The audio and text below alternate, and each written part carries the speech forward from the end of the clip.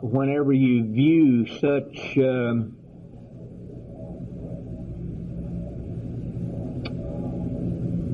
seemingly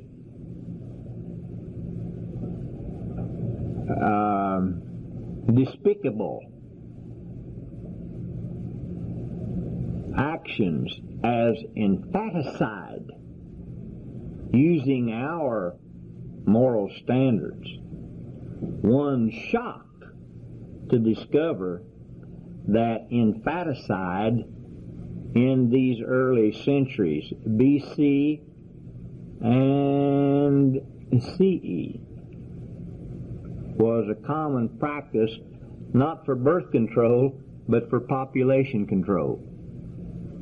Very few people are aware of the fact that infanticide was a common means of population control up until the 18th century.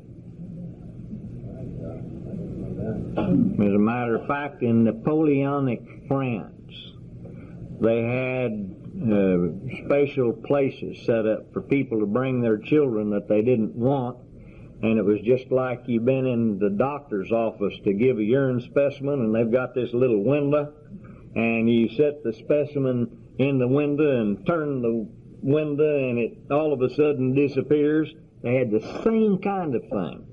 In Napoleonic France, people would come and bring the children, set them in the window, spin it, and that was it. They'd turn around and walk off. In our archaeological excavations, taking us back into the early Christian centuries and even before, we found population control by infanticide, and it's so documented in the cemeteries that we're able to ascertain the economic conditions of the city at any one particular period of time by the number of burials there are in any one particular occupation level. And so whenever we see this kind of thing, when we realize that there was no stigma on divorce, polygamy was the common practice. All women in certain societies served a specified period of time as a cult prostitute in the temple. Prostitution was not a despicable profession. Rather, it was quite an honorable profession, and in many instances highly regarded and esteemed because it was associated with worship of the particular deities in the area.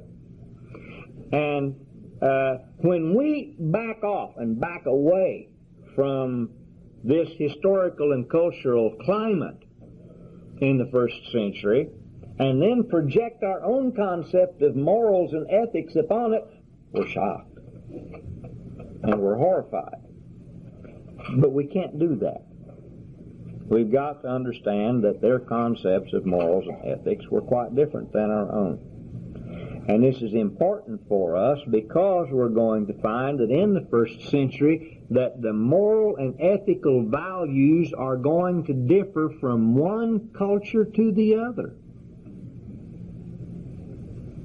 Did you all get that?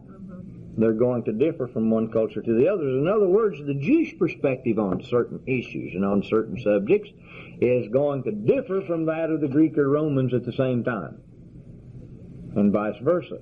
So we have to understand the historical and cultural climate to understand the actual moral and ethical situation. You might be surprised again about infanticide. One writer by the name of Seneca, a Roman writer, wrote about the fact that baby skeletons by the carloads could be taken from the bottom of the Tiber River.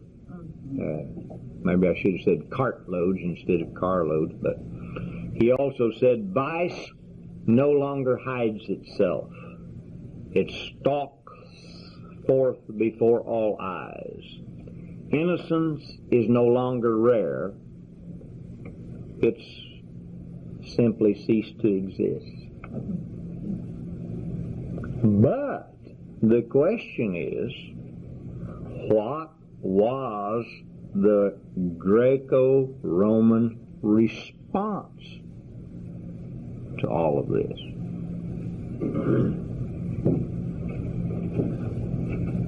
Did they see it as a sin for which they were going to be punished by a God who would send them all to spend an eternity in a place we call hell? And the answer to the question is no. I have a question that may sound silly, but I'll ask it anyway. Do you have a perspective on, under all of these cultures years and years ago, whether the rules of society were more or less made up by men that were in control of most everything, and whatever they decided what went, or how much influence did women have, if any? Well, you know, I've got a theory on that. Amazing that you should ask. But I think that all governments ought to be run by women, and all of the people who serve in the military should be gay. We wouldn't have a very big military. Or that we wouldn't have any war. They'd all be too busy kissing one another. See? And that would be the solution to world peace.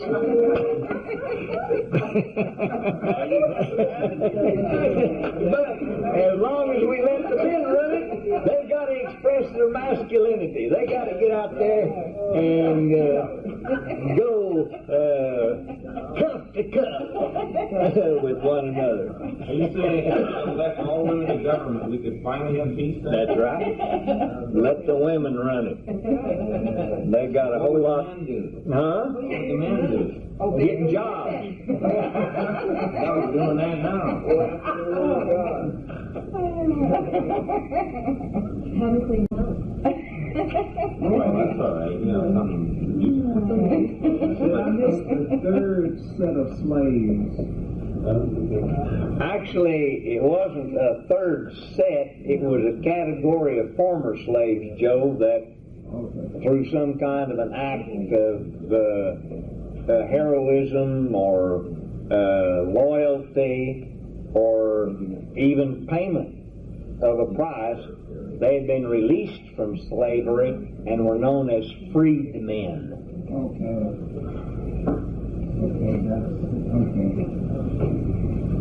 Yeah. Dr. Boozman, this may be an early question, but all of this history that we're getting brings me to think of this. Where does the Jewish or the Judaic or the Hebrew influence from when it started wane down to where it's almost wiped out, and then we begin to bring it back? Where have we gotten there yet, or?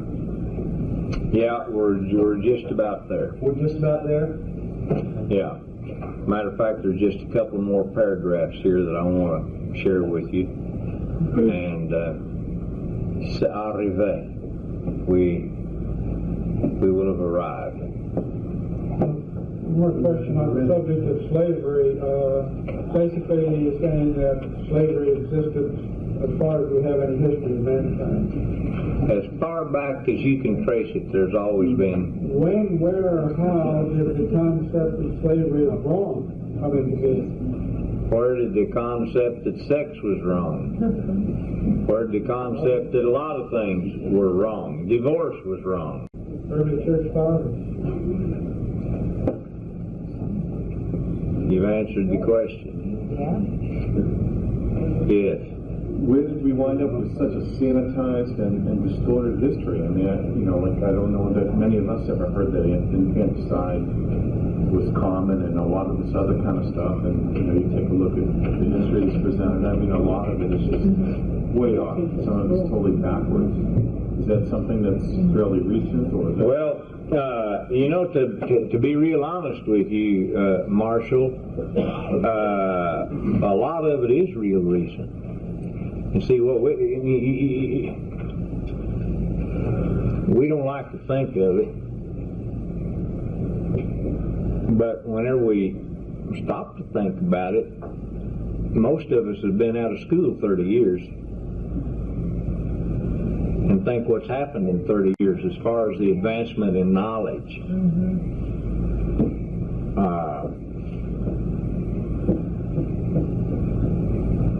You see, it wasn't until really after the Six-Day War, 1967, that we started intensive archaeological excavations in Israel, and then that led to further investigations, and then we begin to spread out, and a lot of this stuff is new, and you won't find it published in any one book. That's the reason why I don't have any book here to use as a textbook. Most of this stuff, even though it was written, say, in let's look at this one, see when it was published. Just reach down and pick up one and look at the other. 1974. Well, you think about that for a minute. That's almost 20 years ago. And a lot of these discoveries are relatively recent, and they haven't been published except in journals. Archaeological journals, scientific journals. And because of that, all of you that are really interested in biblical study would be well served to subscribe to a half a dozen different journals that are being published that have to do with science, such as Discovery Magazine, Scientific American, Archaeology, the Biblical Archaeological Review, and keep up with what's going on in these various fields, because a lot of things are happening. And see, it's only been recently that we've been excavating cities such as Carthage in Africa. And remember, Carthage was the home of whom? Hannibal. No, going back to the great church father by the name of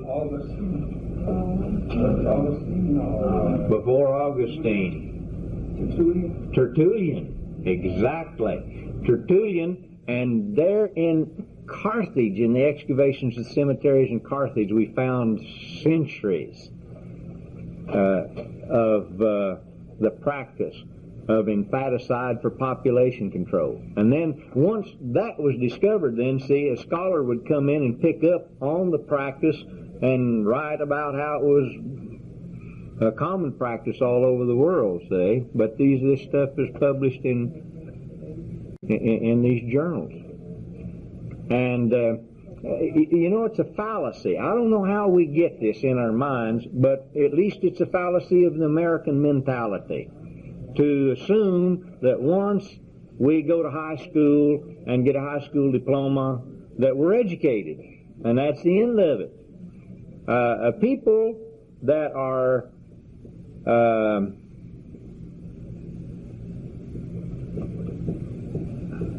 I don't want to say people that are educated, but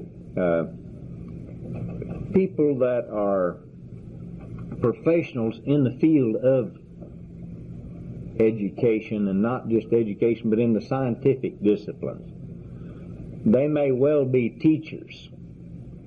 They may well be practitioners. But beyond that, they're students. And they never stop learning. So, what's the situation in the Roman Empire in the first century?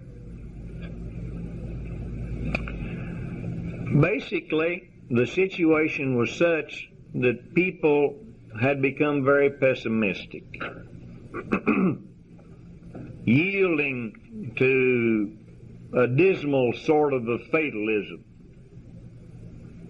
People were out there without hope, groping in darkness, and there was a deep and genuine yearning down inside for religious satisfaction and answers to their deepest questions of life. What is this all about?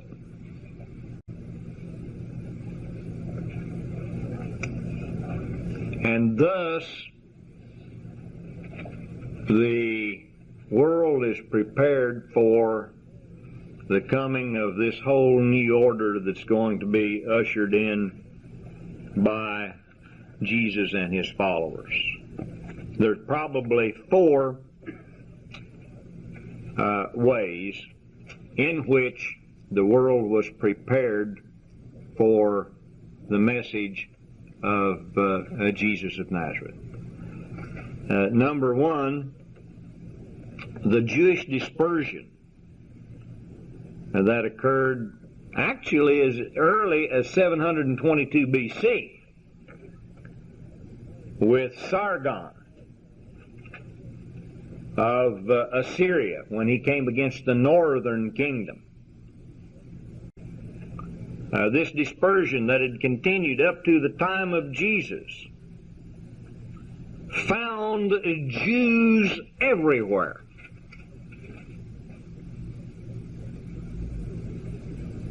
They were particularly numerous in commercial centers.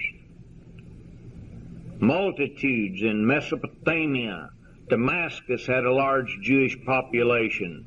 Those in Egypt numbered more than 1 million. On one occasion, we know of a Jewish embassy to Rome that was welcomed by 8,000 of his fellow countrymen. And they were true to their faith, even in a foreign land. They established synagogues, they maintained the faith, and indeed, many pagan peoples were won to the Jewish religion and converted to Judaism formally. Two, a universal language was now in use in every part of the empire. The advantage that this offers is obvious. The Scriptures foretelling the coming of Messiah, of a time of righteousness, of salvation, etc., is now in the language of the people. Three, the Roman Empire had created a situation that greatly favored the work of the church. They had established Roman peace. They had guaranteed stability. They had encouraged progress. Commerce flourished. And citizens were protected by law and order. Travel, commerce flourished. And travel between countries was not only possible, but common. And then finally, the pagan religions of the empire were impotent, if in fact not in most instances already dead. They existed, but their power was gone.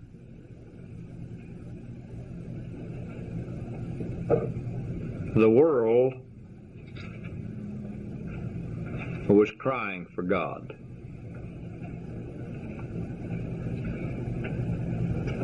In a book entitled The Life and Letters of St. Paul, the author wrote, "They were seeking rest for their souls, and they found it after a sort in Judaism.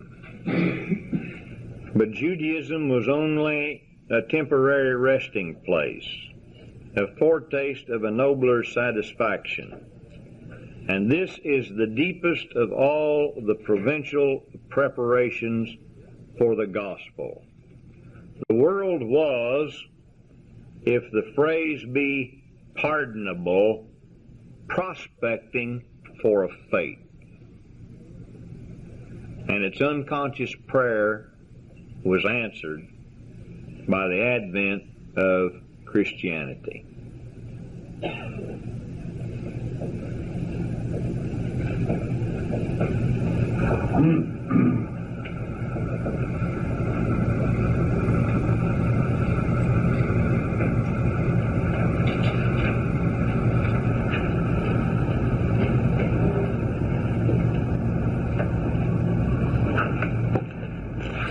Anybody got any questions so far?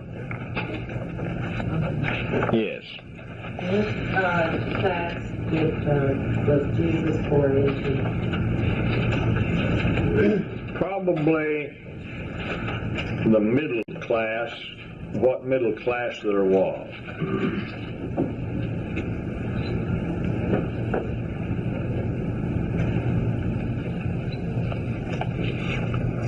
So we've talked about the religion of Greece and Rome.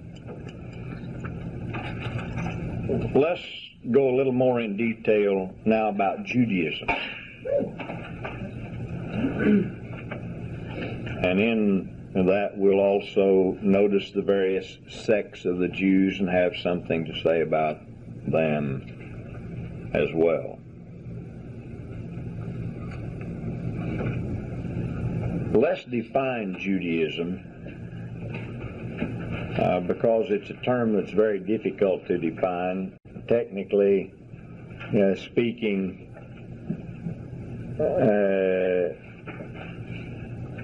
Judaism is unknown until after the period of the exile and the return, because it comes from the southern kingdom of Judah.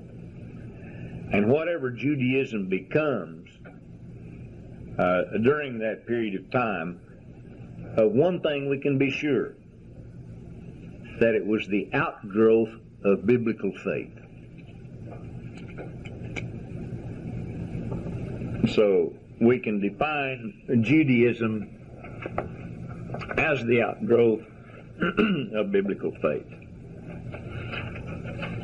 And prior to the time of Abraham, who becomes the father of this new nation that's going to have as his plan and purpose the reclamation and redemption of all mankind, biblical faith is a simple belief in the one and only God, Yahweh.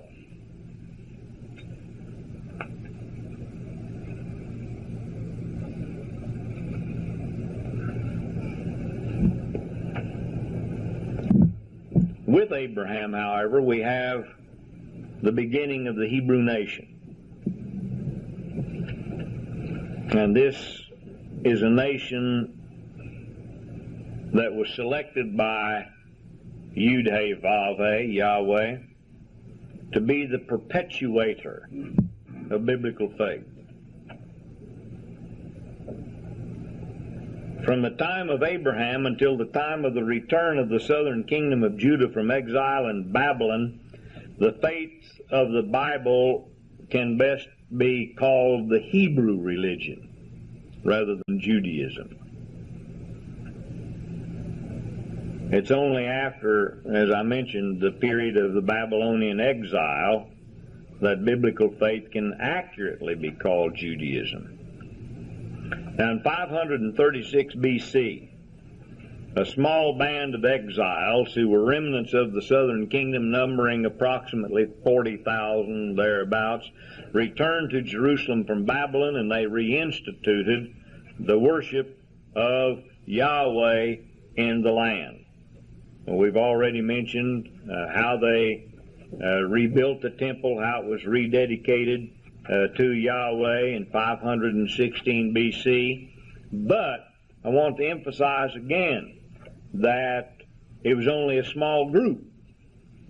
The majority of them remained in Babylon. Really? They all didn't leave? Oh my, no. Not hardly more than a handful. Oh, I didn't understand that.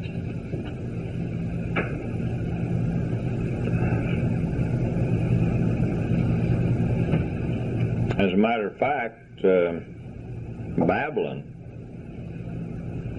remains the center of Jewish religious activity until the Middle Ages.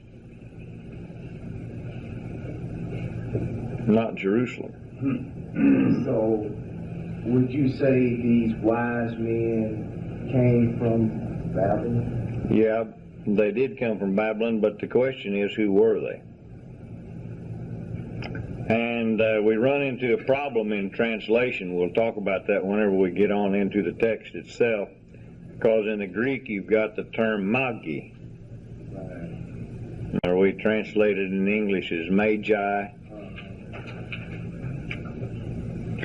And magi in Greek means an astrologer. Now the question becomes, what's an astrologer doing coming to pay homage to a Jewish king in view of the fact that astrology is specifically condemned in the biblical text? And anyone who practices it is guilty of death.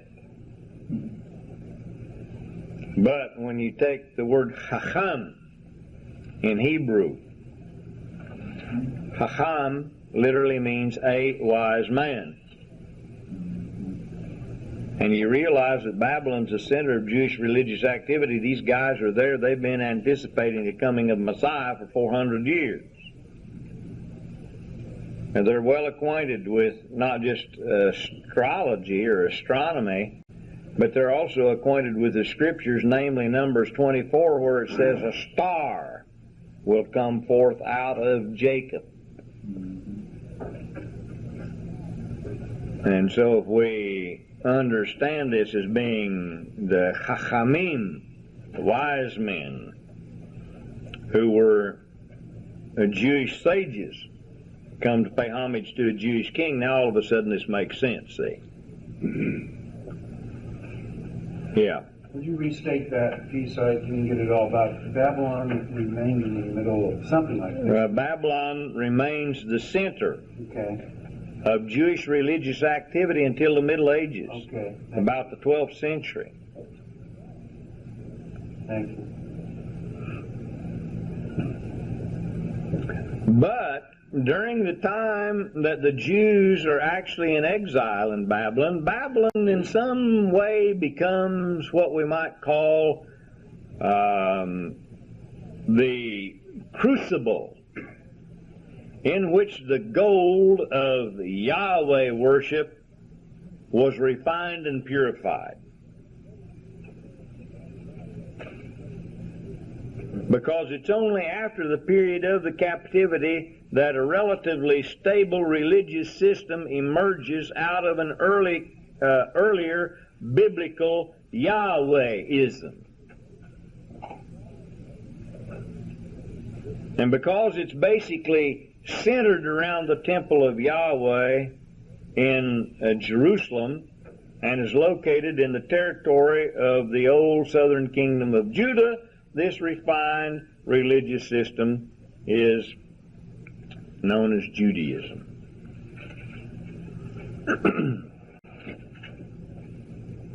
In this new period in biblical history, we call it the Second Temple period.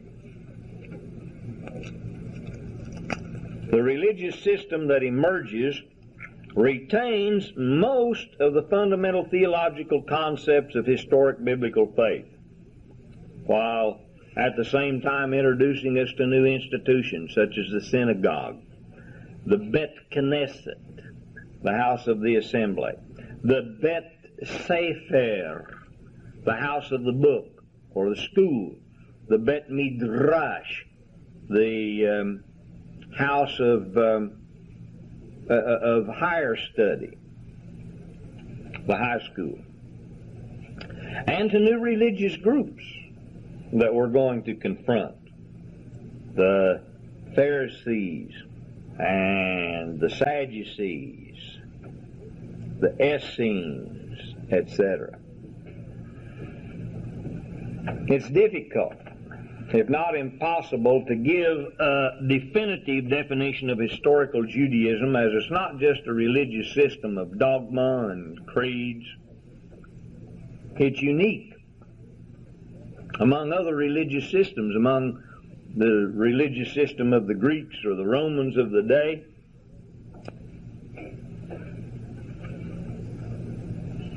In that it is quite impossible to separate the religious system from the Jewish people.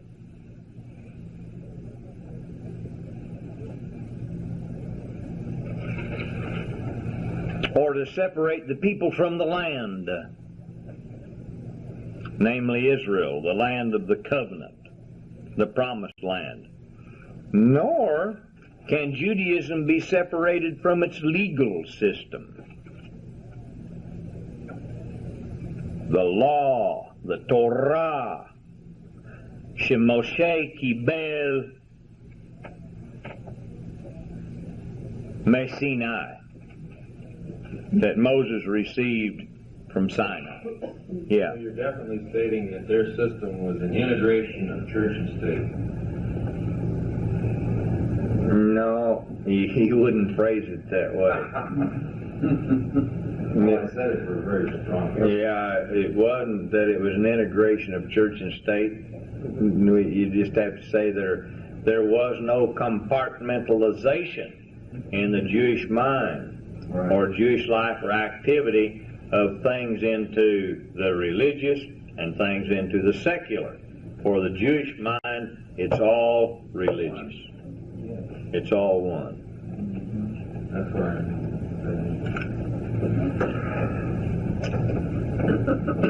The fundamental tenet of Judaism, above all and in all and through all, is what? Monotheism. The belief in only one God. This belief is epitomized in the statement of Deuteronomy 6 and 4, Shema Yisrael, Adonai Eloheinu Adonai Echad. Hear, O Israel, the Lord your God is one. And this one God is all-powerful, omnipotent, all-seeing, omnipresent, and all-knowing, omniscient. Now, although the gods of the pagan peoples contemporary with the Second Temple period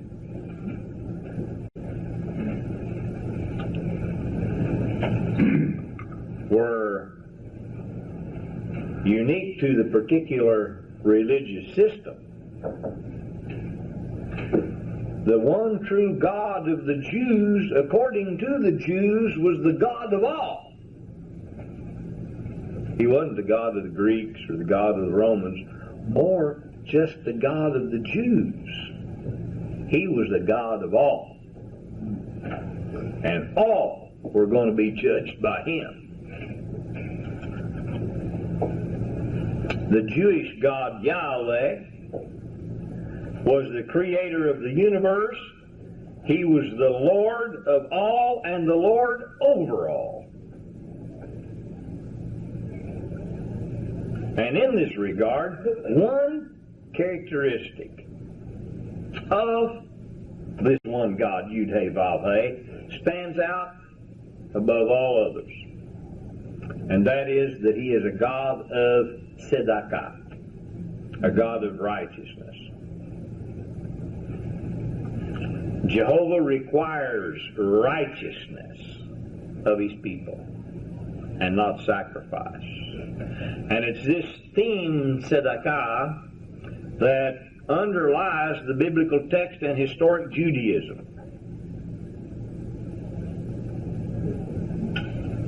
Most people are not aware that this is what makes Judaism unique. This is what makes Judaism different than all of the other pagan religions of the time. In that Judaism is not a religious system that teaches one how to act towards God.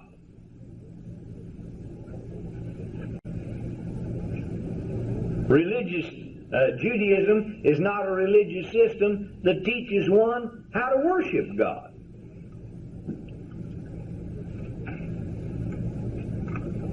How many passages in the New Testament can you think of where Jesus or anyone else tells the people how they're to worship God?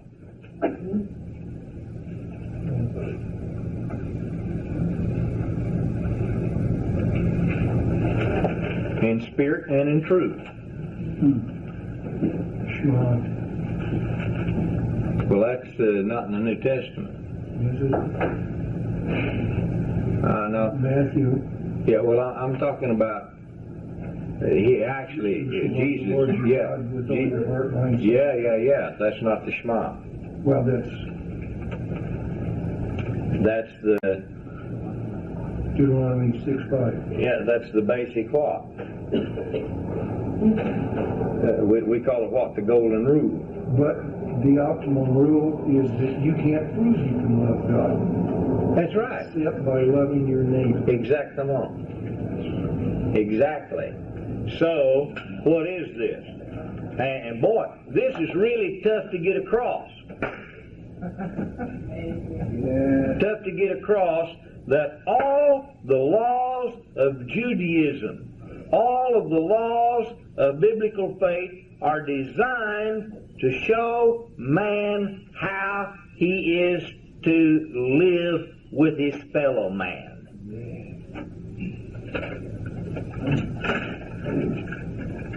And in so doing, live before God. If man's out of fellowship with his fellow man, you might as well forget the rest of it, because he's out of fellowship with God.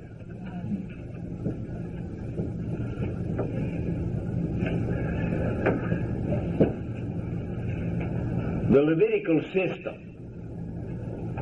with all of its focus on sacrifice and service, was in reality designed to direct a spiritual people to a God that was to be served in spirit and in truth.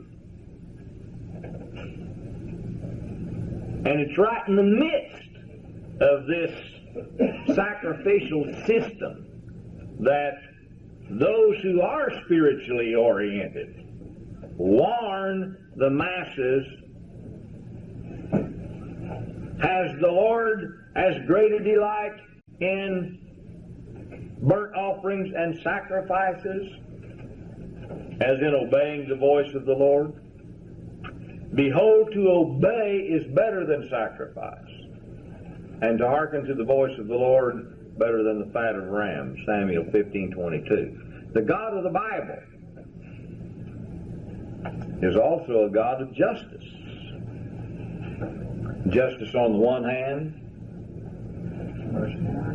mercy on the other. He's a God who's concerned with the fortunes of his people. And so, therefore, he's a God of history. Opposed to the pagan deities of Greece and Rome that are far removed from the people, oh yeah, they can see them. They know what they look like. There's the statue. We know where they live. We know this is their house. We know what they look like, but they don't do anything for us. They have specialties. Each one of them has his own spatial field of endeavor, his or her. Jehovah, Yahweh, is the God who enters into a covenant relationship with His people, with whom He lives in an intimacy of personal fellowship. And in this intimacy of personal fellowship, He promises to dwell in the individual. Not with the individual, in the individual. Exodus 25:8, 1 Corinthians 6:19. But beyond that, Proverbs 3:6 to direct His paths. For those who followed after Him and hearkened to His voice, He was the God who would lead His people, El Tzvaot, who healed His people, Yahweh Yerapeh, who performed miracles for His people, Yahweh Nisi, who sustained, sanctified, led, showed mercy unto, for those who hearkened not unto His voice, transgressed His commandments. He was at the same time a God of wrath and judgment. And it is this care and concern for His people that stands in a striking contrast to the paganism of that day. Heathenism,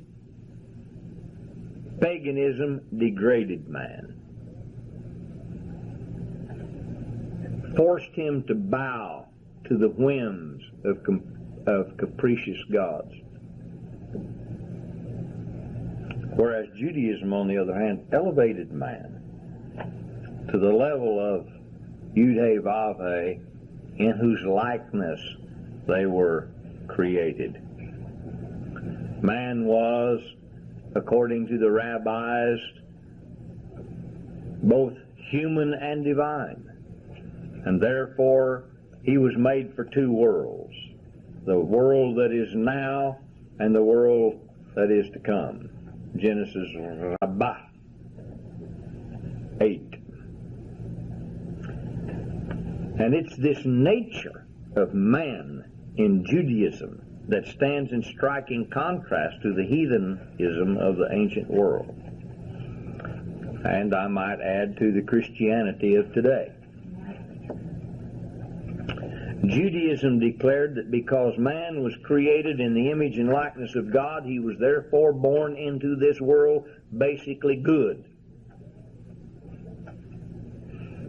He was what his parents were until the age of accountability, and as a result, the parents were enjoined, as we mentioned a moment ago, to train up your child or to educate your child in the way that he's to go, so that when he becomes an adolescent and able to choose for himself, he's going to just to continue to walk in the way in which he's been taught. Proverbs 22:6.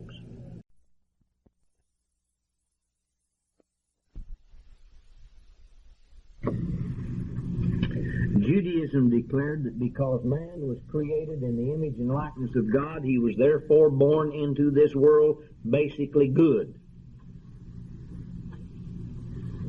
He was what his parents were until the age of accountability, and as a result, the parents were enjoined, as we mentioned a moment ago, to train up your child or to educate your child in a way that he's to go, so that when he becomes an adolescent and able to choose for himself, he's going to just to continue to walk in the way in which he's been taught. Proverbs 22:6. At birth, the child was endowed with a Yetzer HaTov, an inclination to do good, and a Yetzer HaRa, an inclination to do evil. Or, we might say, in other words, for our Western rational minds, freedom of choice.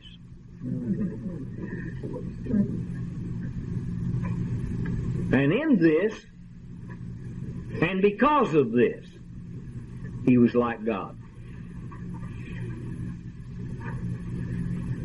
in whose image he was created, with the power to choose good or evil. What about that scripture about David that said that when he was born in sin, shapen in iniquity? Is that hyperbolic language, or what's going on there? Well, I don't know about the language, but the translations are hyper stupid, most of them.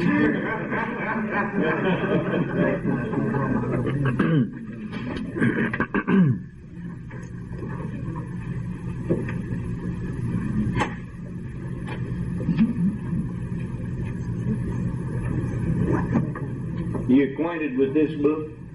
Yes, I have one there, man.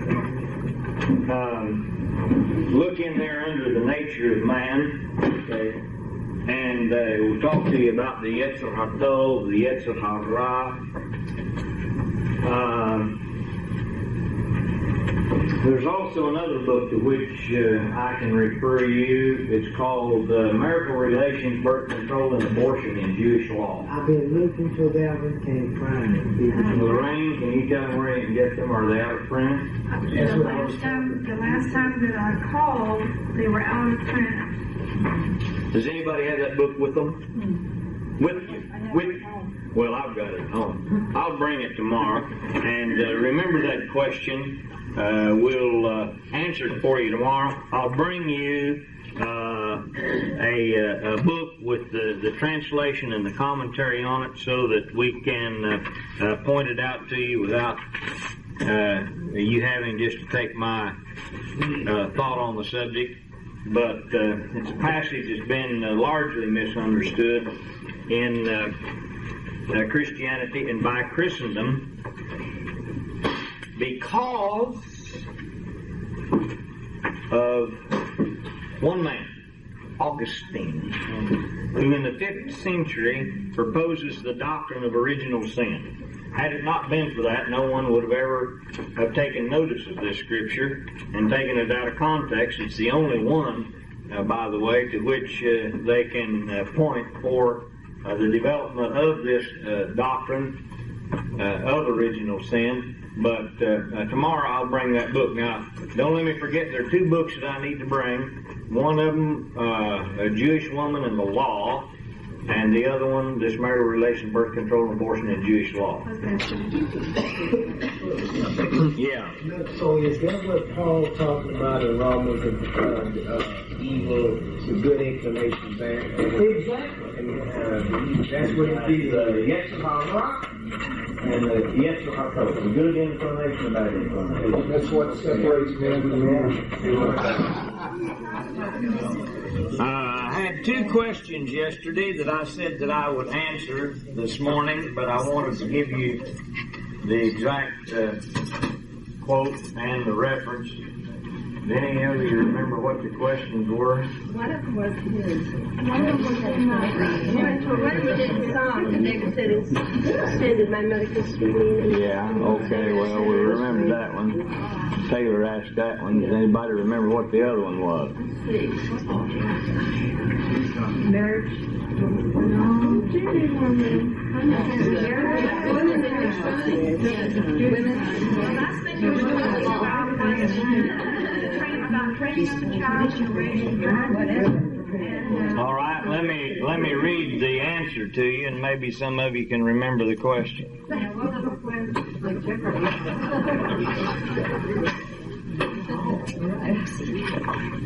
Here's the answer.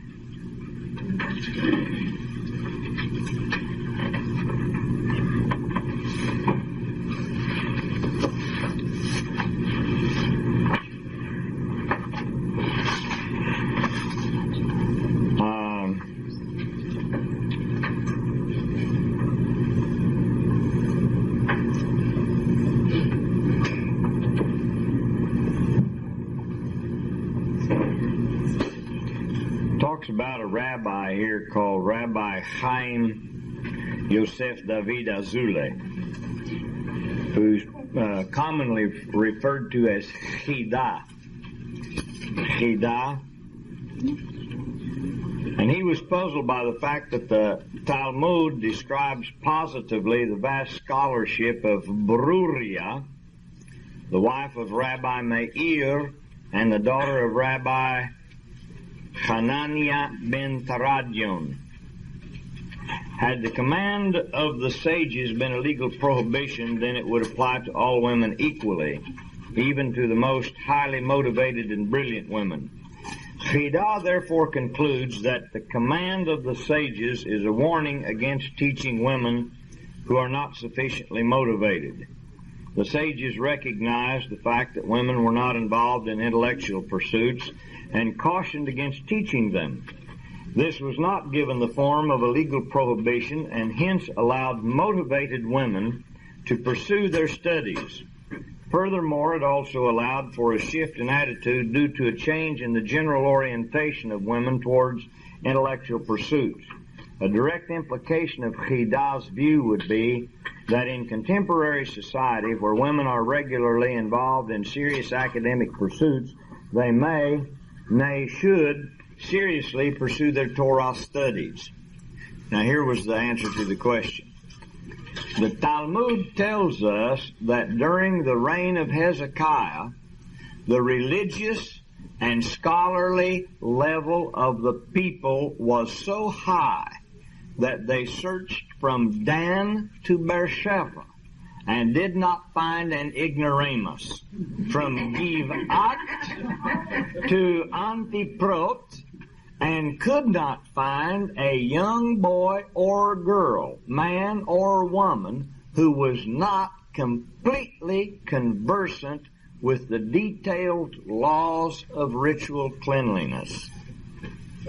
At times when motivation is high, the Torah is acceptable to all alike, male and female. Does anybody remember the question now? It was about exactly. Was Paul and John, were these people ignorant? You remember the question, Jerry?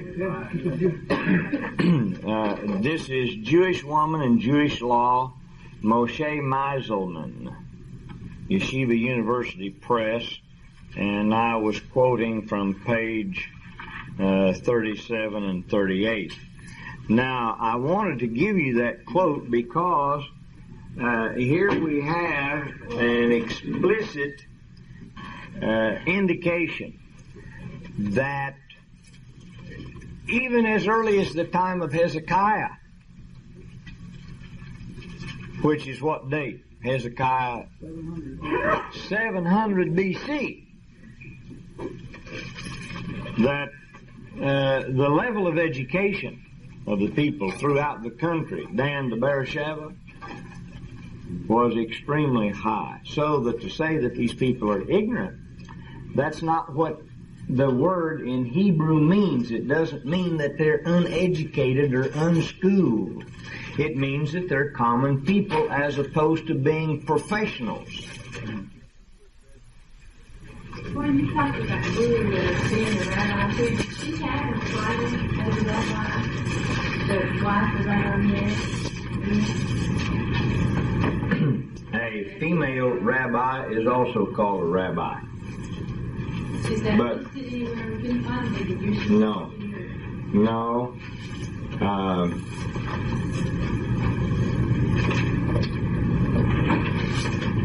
was trying to think.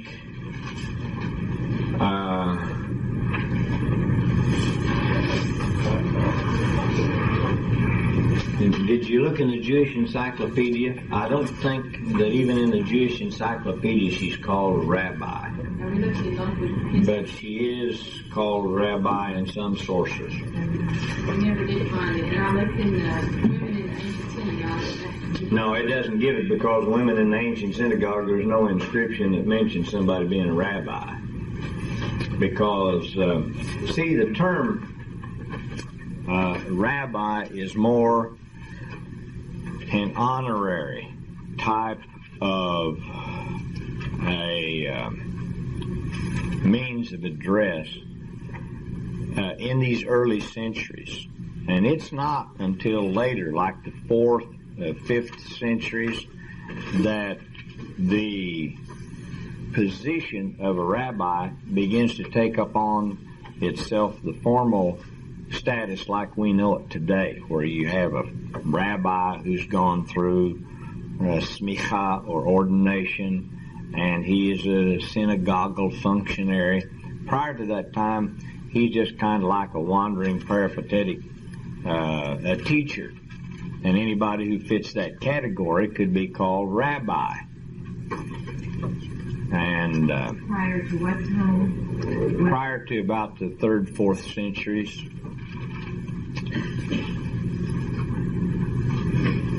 They're called rabbi, but it's not an official title. It's not the same kind of designation officially as a synagogal functionary as it is today.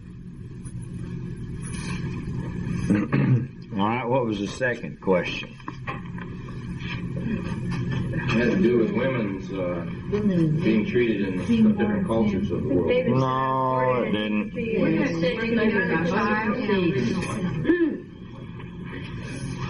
Psalm 51 about the sin. Yeah, born in sin.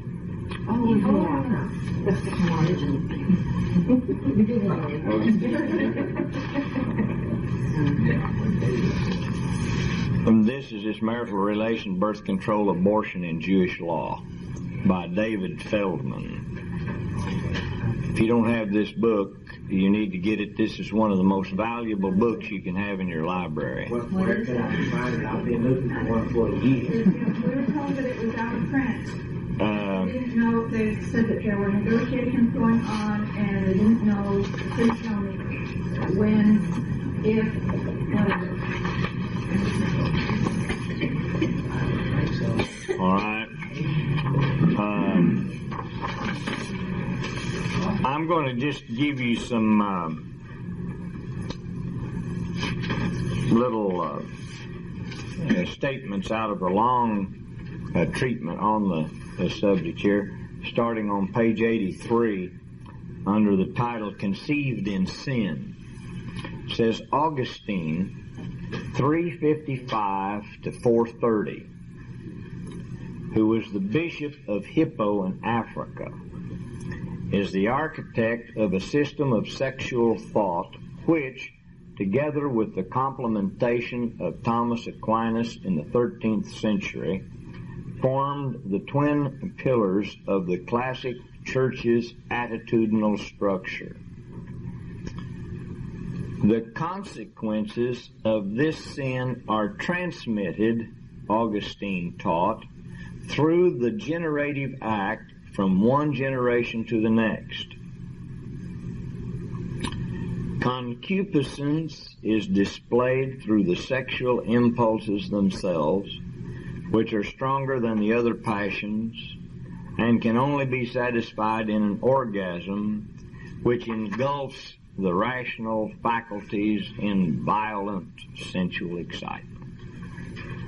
All of this led Augustine to a virtual equation of original sin with venereal concupiscence, so that every child can be said literally to have been conceived in the sin of its parents. Then it goes on and follows the development of it in the church throughout the centuries. Original sin, in this special connotation, is from the Jewish point of view an unfortunate and untenable concept. It is the result of an orientation foreign to biblical and certain to post-biblical Judaism. Legitimate sexual activity simply cannot be called evil. Most certainly, whatever the sin of Adam and Eve was, it cannot be transmitted to their descendants. The striking example of divergence between the two religious traditions based upon the same Old Testament text is afforded by another relevant passage. This one, in the book of Psalms 51:7, serves as the principal textual support for the Christian teaching that original sin is both sexually defined and hereditarily transmitted. And that is the passage you quoted, "Behold, I was brought forth in iniquity, in sin did my mother conceive me." What this meant to Jewish Bible interpreters is made manifest by the following examples.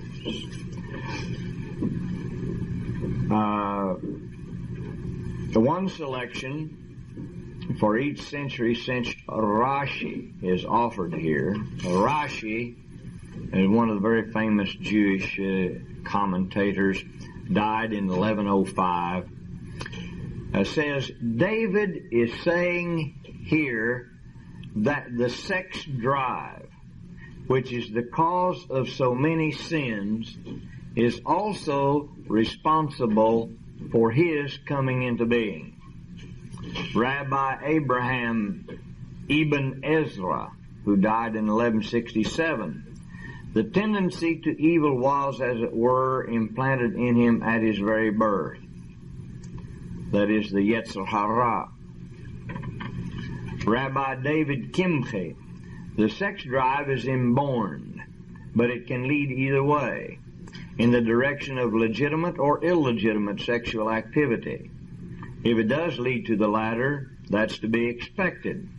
Sex offenses are the more understandable than other kinds, for this is natural.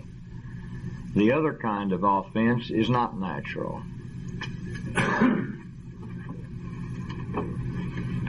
Rabbi Menachem HaMeiri, died in 1306, says, David laments, "All my days from my very birth I've done nothing but evil." This David said by hyperbole, like Isaiah 48:8, "A sinner from the womb calls unto thee." And David continues, "But thou desirest truth," meaning, but thou didst not intend man to be this way. Thy intention was that he have sense and discernment.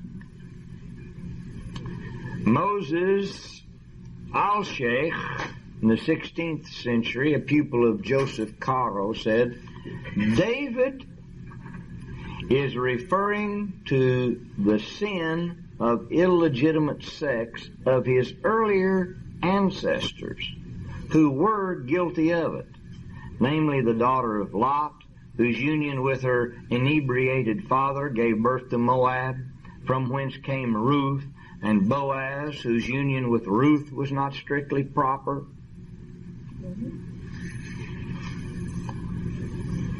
So you see, all of these are different ways in which Jewish commentators have explained this particular passage, and the simple fact of the matter is that any of them make sense. What you have to do is you have to start with the known, with the given. And the given is that man is born basically good. He has a Yetzer Hatov, an inclination to do good, and a Yetzer Hara, an inclination to do evil. And in light of that given, then you have to attempt to understand what it is that David is trying to say. And I think that the latter one of the explanations that I gave you is probably closest to expressing David's true feelings, was that all of his ancestors, all of the way back, had been guilty of some kind of a sexual sin. And you could go all the way back, for example, to Rahab, the Canaanite prostitute from Jericho. And then there was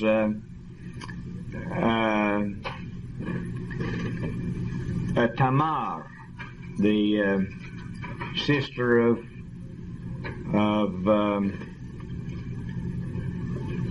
the 12 sons of Jacob. And then, of course,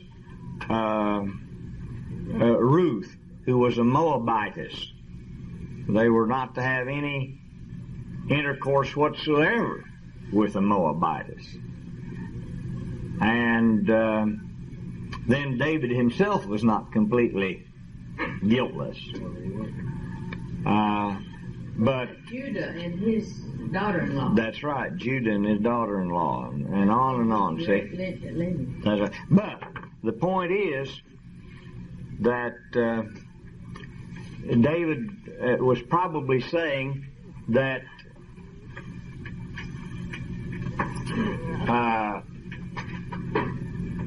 this act of sex, which is so frequently abused, was the very thing that brought me into being.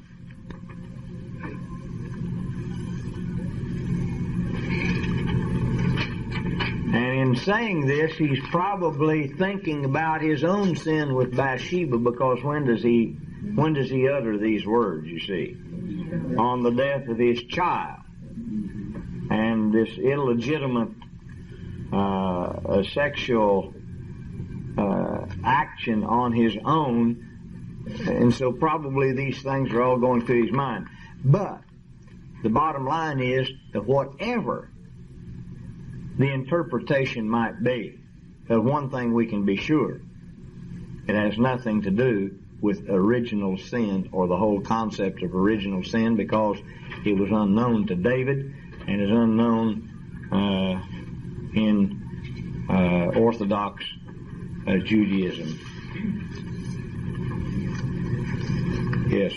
I was reading, I think it was Zohar, that talks about that the Yetzer Hara comes in our soul at the moment of birth, and that the good inclination is at the age of 12. The Yetzer Hara. Yeah, Yetzer Hara. Exactly. The Yetzer Hara is there at the moment of birth. Yeah. The Yetzer Hara, not until the Bar Mitzvah, when he has to take upon himself the responsibility of the law, because he doesn't know what good is.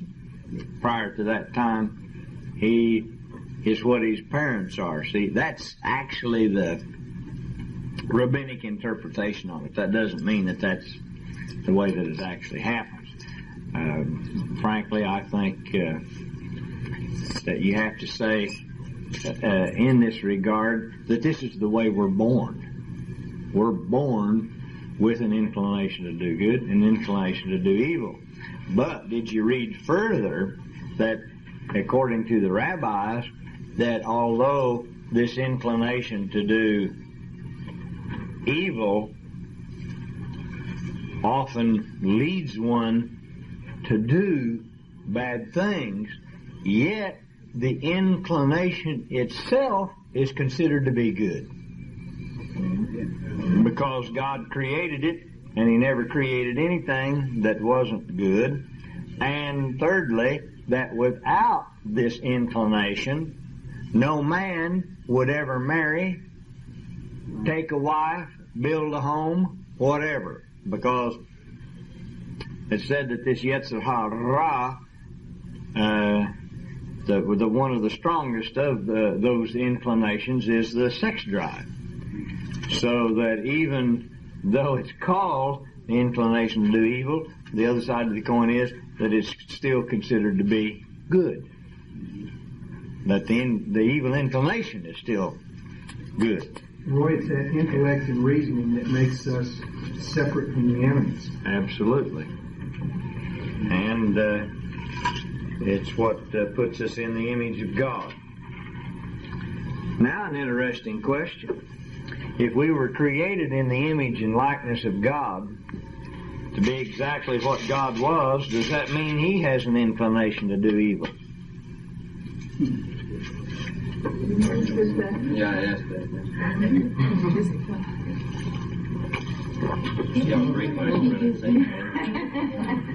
Well, he made Yeah, he said he made some good evil. I think he has the same choices we do. All right, you changed the concept of the question. define evil. Well, all of that is peripheral.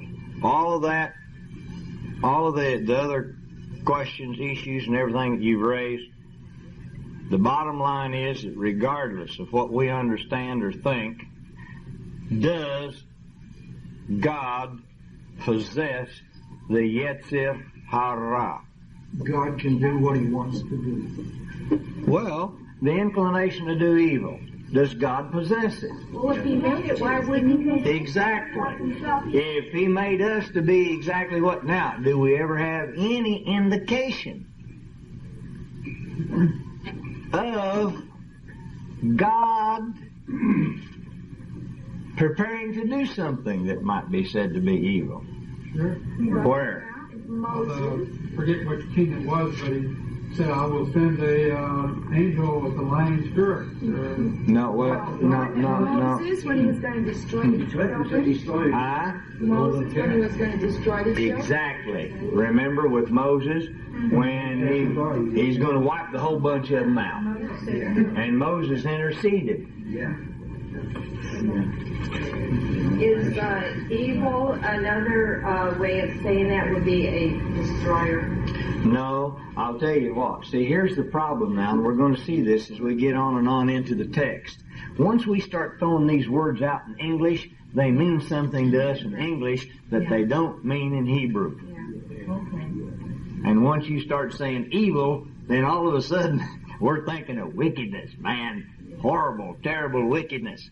But evil in Hebrew doesn't mean necessarily that type of a thing. So we have to be careful about these words once we translate them into English, because then they take on a new meaning. But again, we'll see that as we get on in our study. Okay, well, we've answered those two questions. Let's go on. Now, we were talking yesterday about the various religious and educational classes in the first century.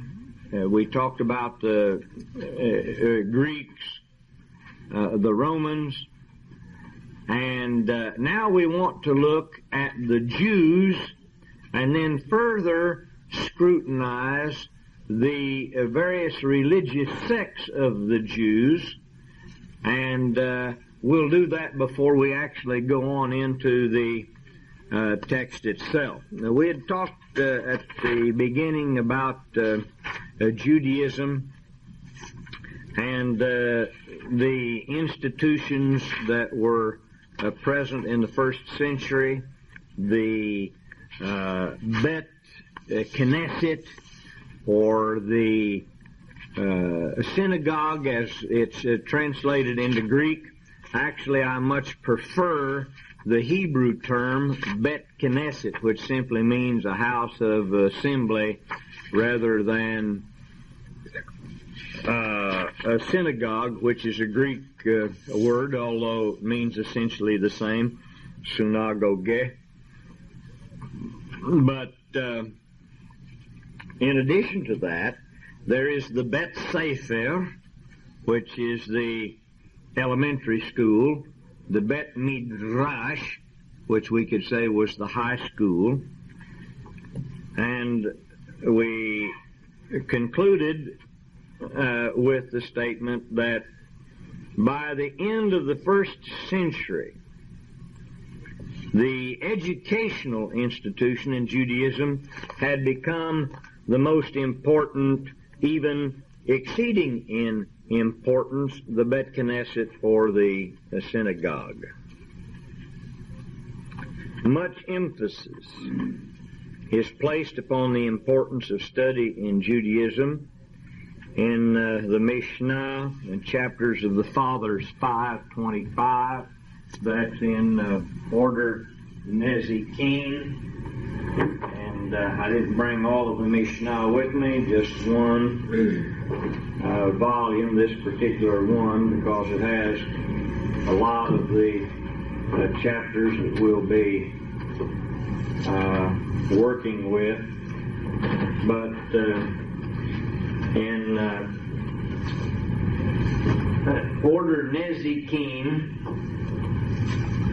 Tractate Avot, Chapters of the Fathers, chapter 5, Mishnah 20, it says, Judah ben Tamah said, and then he goes ahead and makes some comments here, but in Mishnah 21, which is the one we want to come to, it said he used to say, at 5 years of age, one is ready for the study of the Scripture. At 10 years of age, one is fit for the study of the Mishnah. At the age of 13, for the fulfillment of the commandments. That's the Bar Mitzvah. At the age of at the age of 15, for the study of the Talmud. At the age of 18, for marriage. At the age of 20, for pursuing a vocation. At the age of 30, for entering into one's full vigor. And actually in Hebrew, it's more expressive than that. For example, as we're going through the text, one might ask themselves the question, why did Jesus wait till he was 30 years old before he began his ministry? Well, you've got kids out there that are 19 years old, 20 years old, and so forth. Why did he wait till he was 30?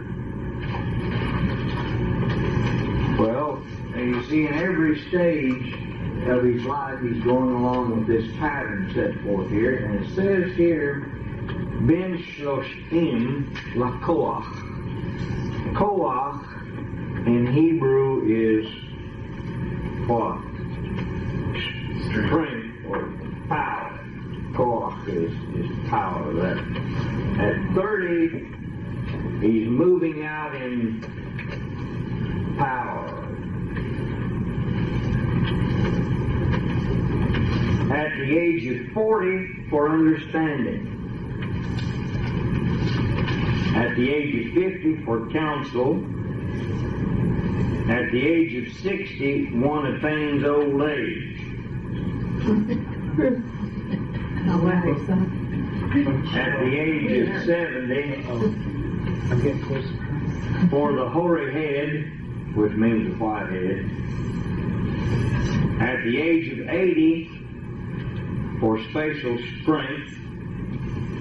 At the age of 90, for bending beneath the weight of age. And at the age of 100, it is as if he were already dead and had passed away and ceased from the world. I'm a decade behind. You mean? I haven't reached the age of understanding yet. You haven't got that yet. I haven't got that yet. Well, you know what? You just disproved, you just discounted completely what you just said. Because what you just said is an indication that you've already attained it. It's whenever you think you know and you don't. There's an old saying in Arabic that he that knoweth not and knoweth not that he knoweth not is a fool. Avoid it. He that knoweth not and knoweth that he knoweth not is a student teaching. He that knoweth and knoweth that he knoweth is a wise man. learn from it. So,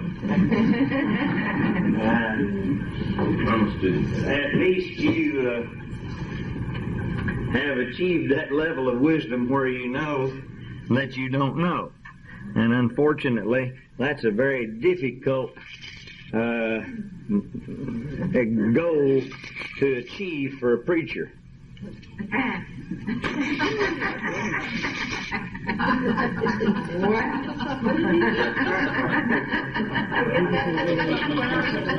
I'm not a preacher.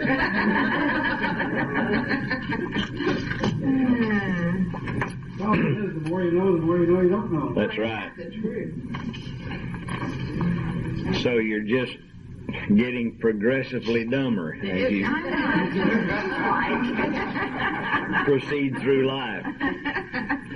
Rabbi Samson Raphael Hirsch, 1808-1888, in his commentary on this quote that I just read to you from the chapters of the Fathers, had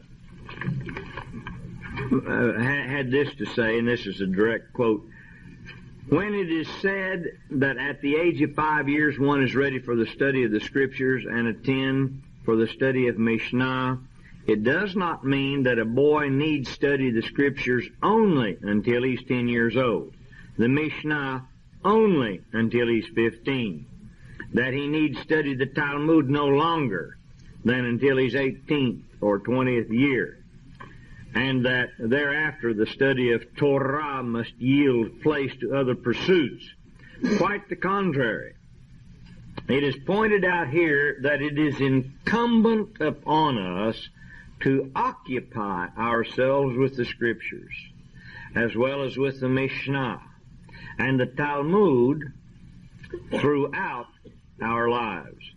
We are bidden to return to this sacred pursuit over and over again, for the Torah is the one inexhaustible source of all the knowledge of what is good and true and worthwhile, and the longer and the more faithfully we occupy ourselves with it, the broader and stronger will our power of spiritual vision grow. Therefore, let the Torah remain at your side even when you are old, and when your energies for all other pursuits have declined, and do not depart from it as long as you live, for you can acquire no greater consecration for your endeavors.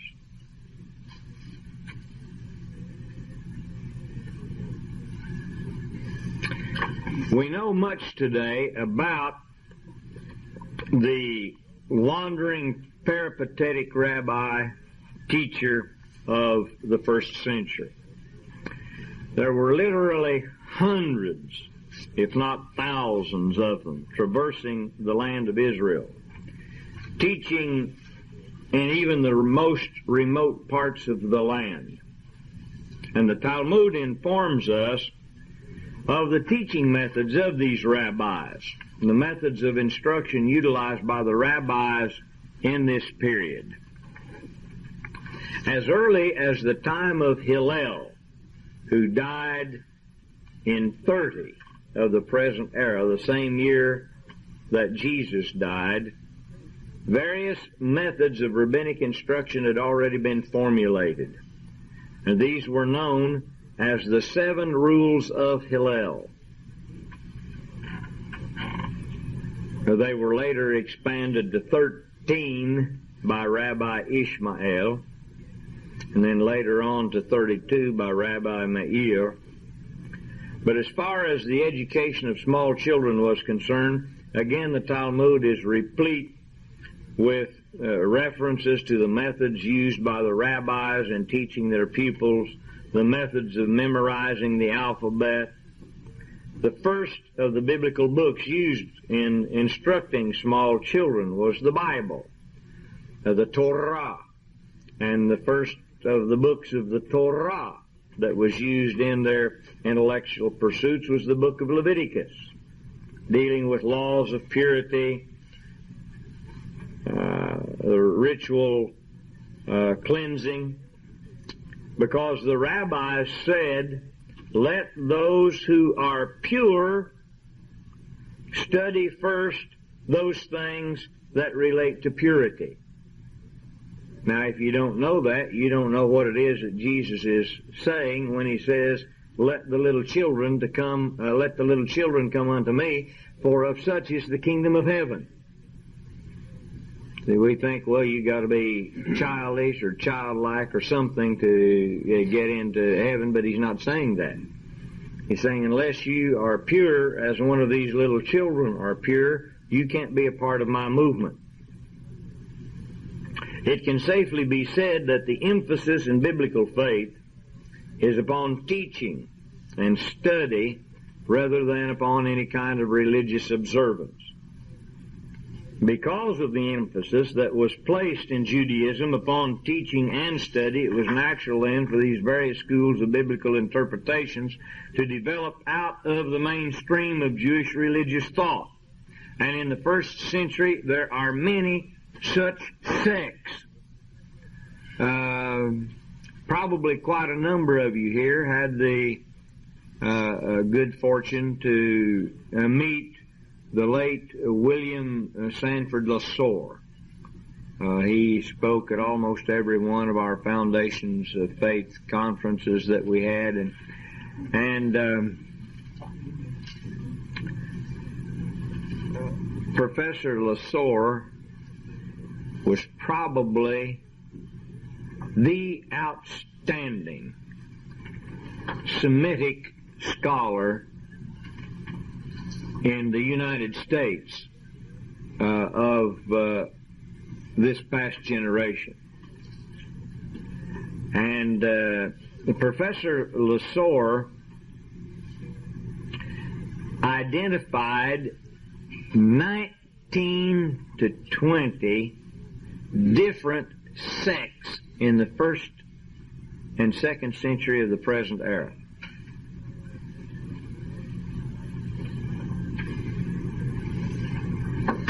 Now, because of time, we're not going to go into all of the little minor sects, but deal with those most commonly known. And the first of those is the Pharisees. It's difficult to say with any degree of certainty when the Pharisees arose as a separate sect within Judaism,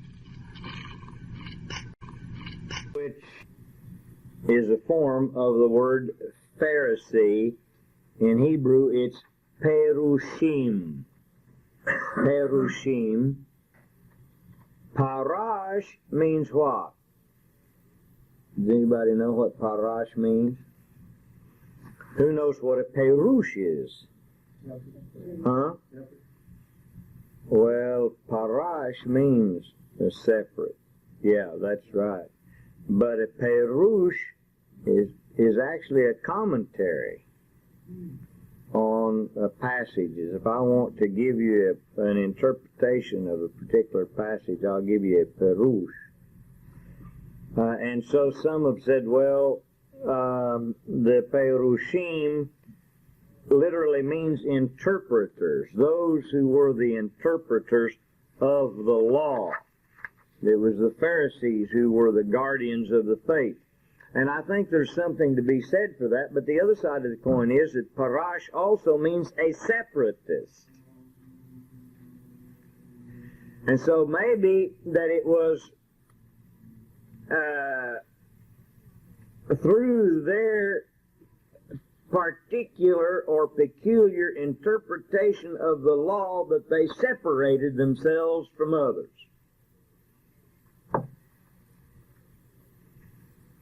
But separatists is probably the preferred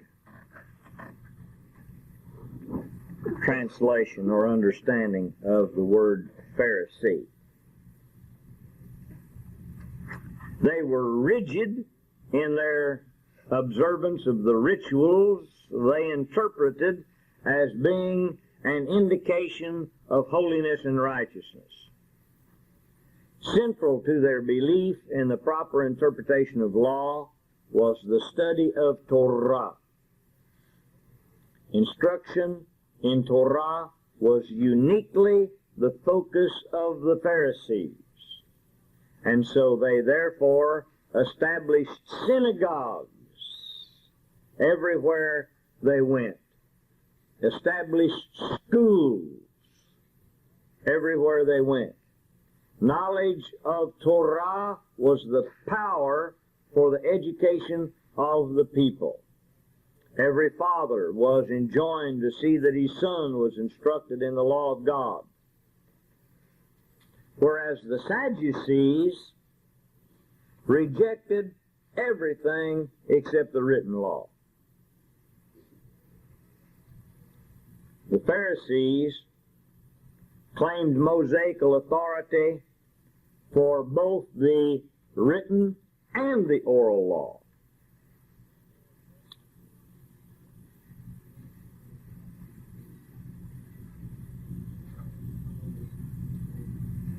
The established laws for spiritual cleansing, benedictions for all sorts of occasions, rules against mingling different kinds of foods at meals, the daily recital of the Shema, the wearing of phylacteries, regular daily prayers,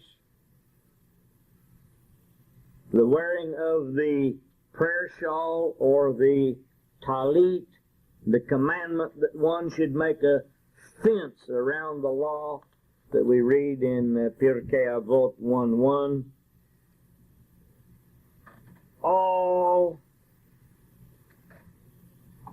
of these rituals, teachings, practices were all Pharisaic. Roy, along those lines, Paul was a tent maker, but that word can also indicate some other uses there. Could that be an establisher of houses of study? Could that be in any way translated that way rather than being just a tent maker? I thought you were going to say something else. You know, there is someone going around the country saying that that word can be translated as talit, and that Paul was actually a maker of talitot, the prayer shawls. Yeah, but it's not. It's who's saying that? Our good friend, Mr. Jones. Daniel? Oh. You said it.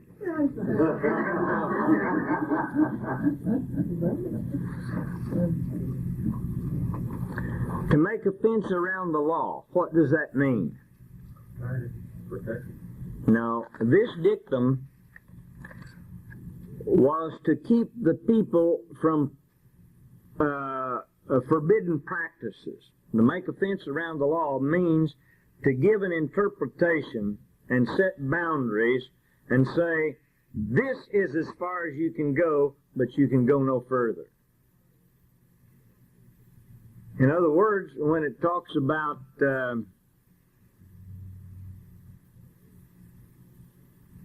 keeping the Sabbath, for example, what does it mean to keep the Sabbath?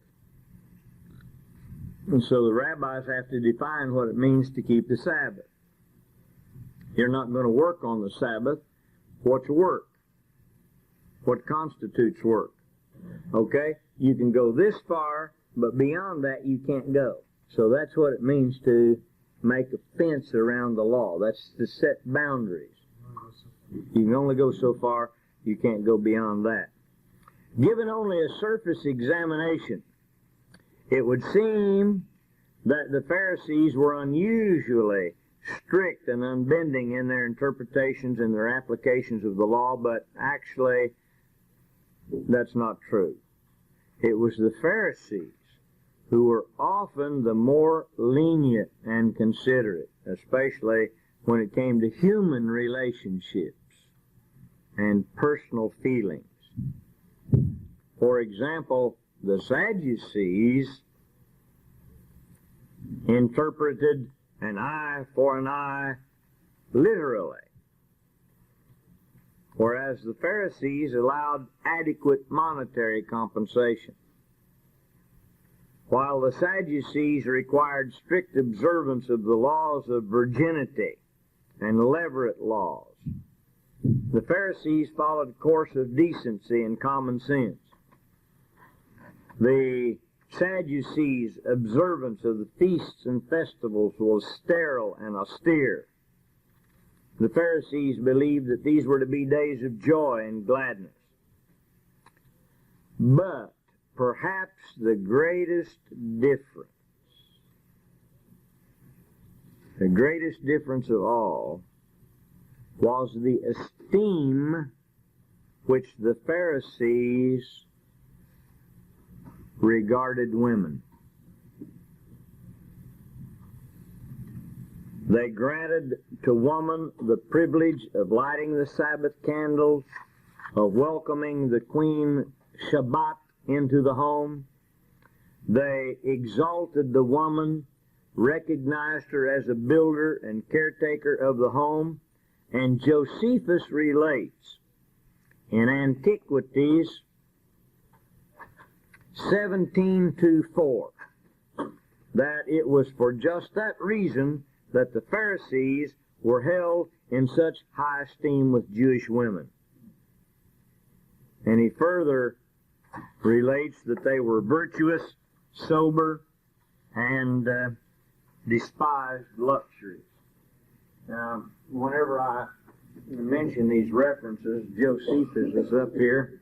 If you'd like to have a look at it and look it up, and let's see if we can do that real quick.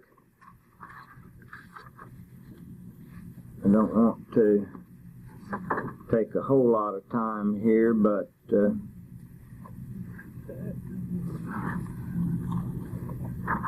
chapter 2,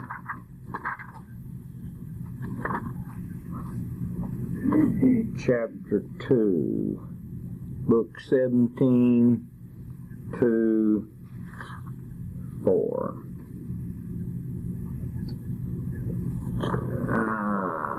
Okay.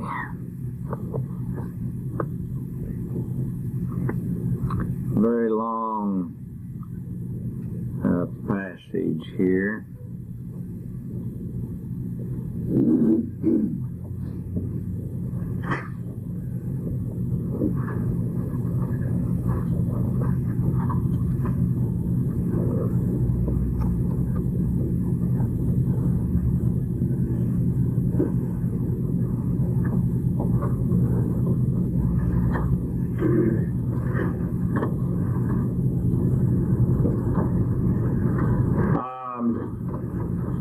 Here it is. For there was a certain sect of men that were Jews who valued themselves highly upon the exact skill they held in the law of their fathers, and made men believe that they were highly favored by God, by whom this set of women were inveigled. These are those that are called the sect of the Pharisees, who were in a capacity of greatly opposing kings. A cunning sect they were, and soon elevated to the pitch of open fighting and doing mischief. Accordingly, when all the people of the Jews gave assurance of their goodwill to Caesar,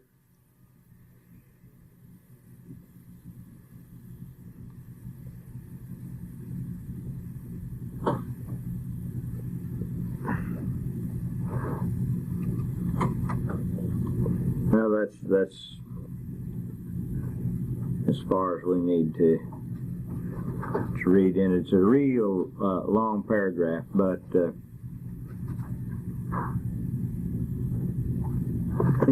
that's sufficient to show that the women favored the sect of the Pharisees. Josephus, in another place, further relates that they were virtuous, sober, despised luxuries. And if that's the case,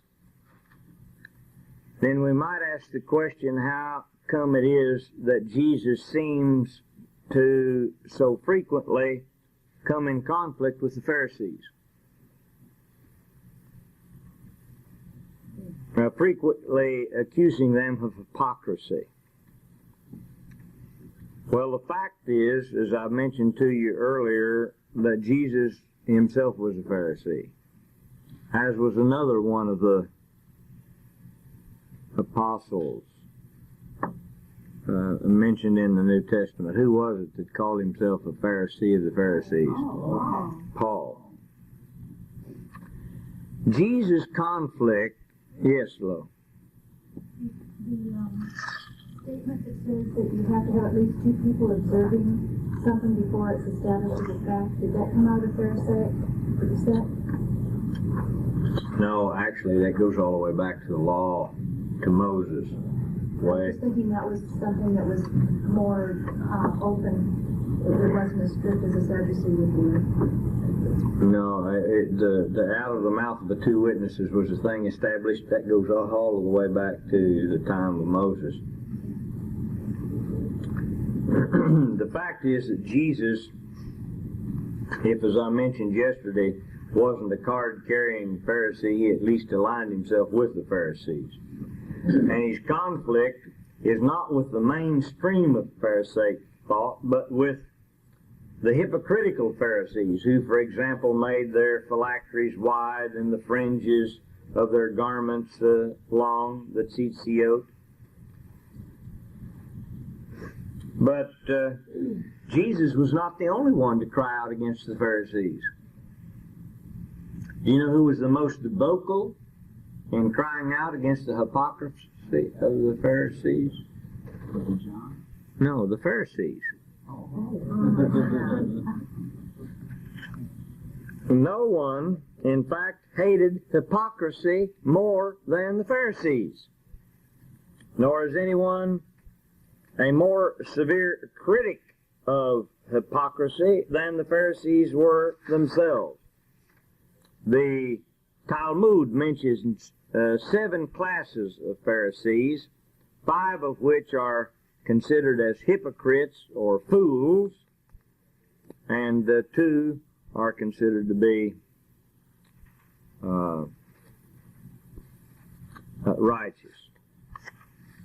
Yeah, that reference to the Talmud. Yes, it's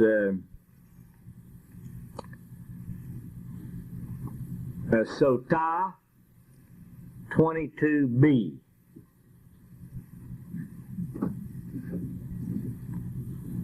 And also you can find it in Yerushalmi, Brachot 9:146.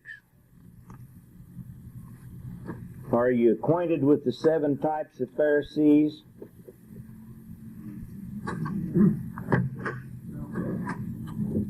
Some of you say no.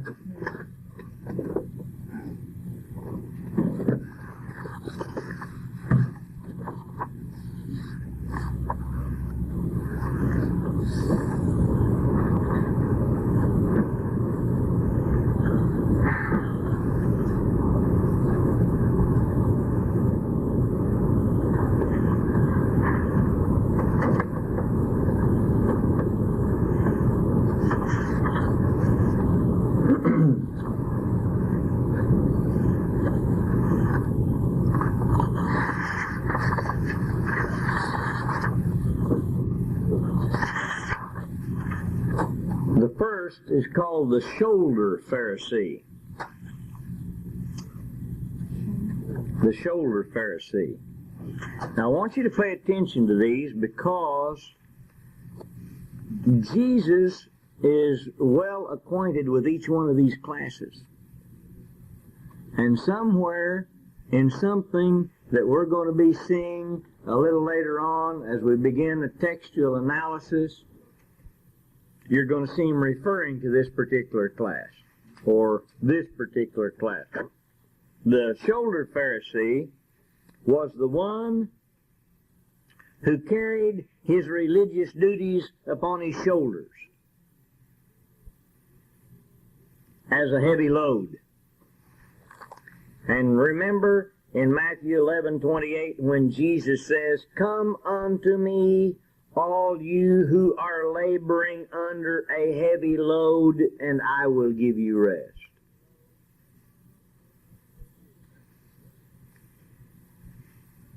Then there was the wait a moment Pharisee. This was the one who was always saying, "Well, could you excuse me for just a minute while I run out to do some good deed, a mitzvah that might overset or with that might offset a bad deed." They were what we call mitzvah counters. That if we do enough good works, they'll offset some of the bad ones that we do. The wait a moment Pharisee. And you might see that when Jesus issues the admonition to follow him, and some say, "Oh, well, wait just a minute, I've got to run out and bury my father." Or, "Wait just a minute, I've got to go out and do this." The bruised Pharisee. This is the one who, in his anxiety to avoid even looking at a woman, walks with his head down so that he kept running into walls and bruising and bloodying his nose and face. Just the price you gotta pay. What's that? Just the price you gotta pay. Price you gotta pay. They literally did that. Yes, they literally did. Say it again, Roy. The bruised Pharisee. And, the Bible says you'll not look upon a woman to lust her. And so, in order to keep from looking at a woman, they walk with their head down, because they're always looking down, they'd run into things. The pestle Pharisee. Pestle, P-E-S-T-L-E, pestle, like a mortar and pestle. And this one was one who walked with his head bowed so low that he looked like a pestle stuck in a mortar, trying to show how humble he was. Then there was the calculating Pharisee. Okay.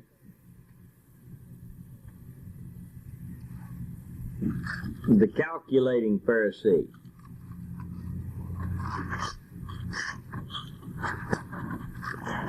The calculating Pharisee was always saying, "Well, tell me what good deed that I might do to offset a bad deed." Remember the rich young ruler? "What good thing must I do to inherit eternal life?"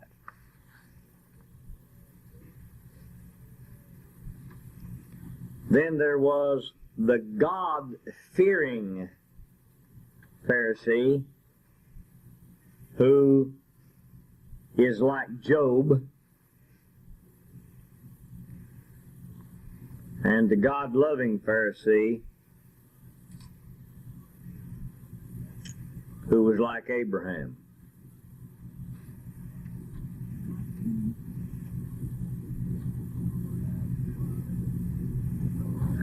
Now, Charlie, you might also want to know that can be found in the Avot de Rabbi Natan, text A, 37, and text B, 45, edited by Solomon Schechter, pages 55, 62.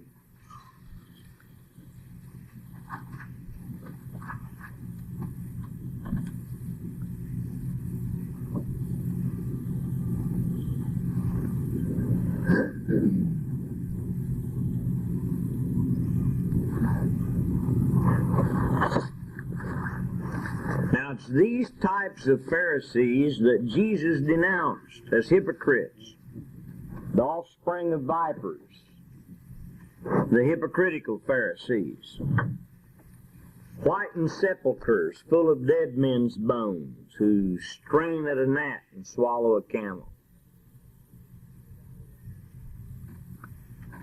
But keep in mind that these hypocritical Pharisees are denounced by the Pharisees themselves.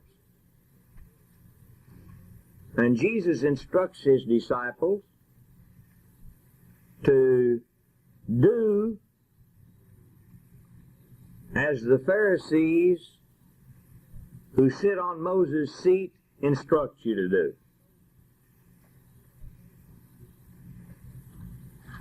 Could you define what that means, Moses' seat?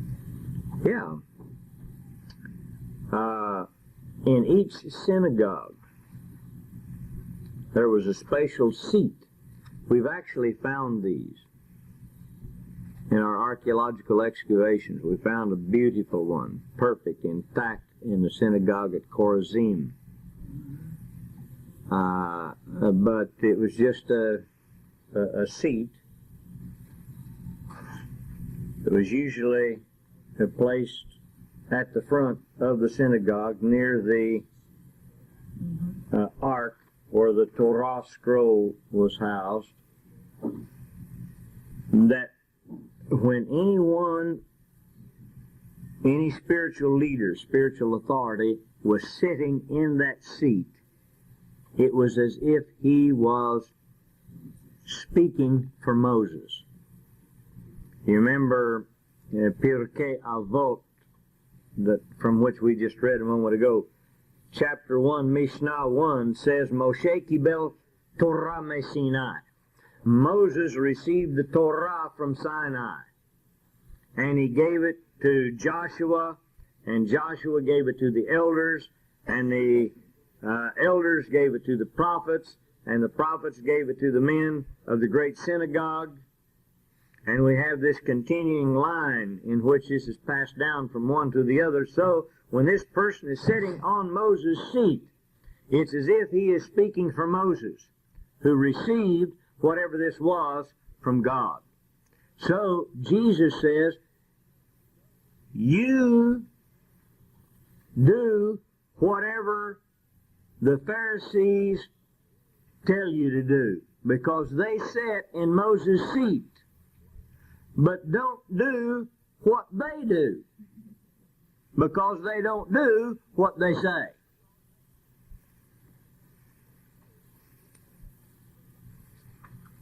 That's Matthew 23, 1 through 4.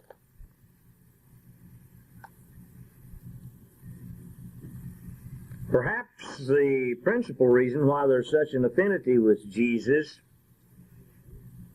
on the part of the Pharisees is due in part to the essential doctrine of the Pharisees, which is often overlooked, and that is the messianic hope. It's this doctrine that formed the foundation of Pharisaic thought. The coming of Messiah, Redeemer. The coming of Messiah would herald the establishment of God's kingdom. And this concept of kingdom was central to Pharisaic belief and instruction. The hope of the Pharisee was that God's rule should be extended over all the earth and that He should reign forever and ever. Badonai yimloch me'olam ba'ed. And the Lord will reign forever and ever. Exodus 15:18. God's kingship necessitated the performance of God's commandments, both as regards God as ruler and as regards one's relationship to his fellow man. And therefore the Pharisaic ethic, taken from Leviticus 19:2, was, be holy as the Lord your God is holy.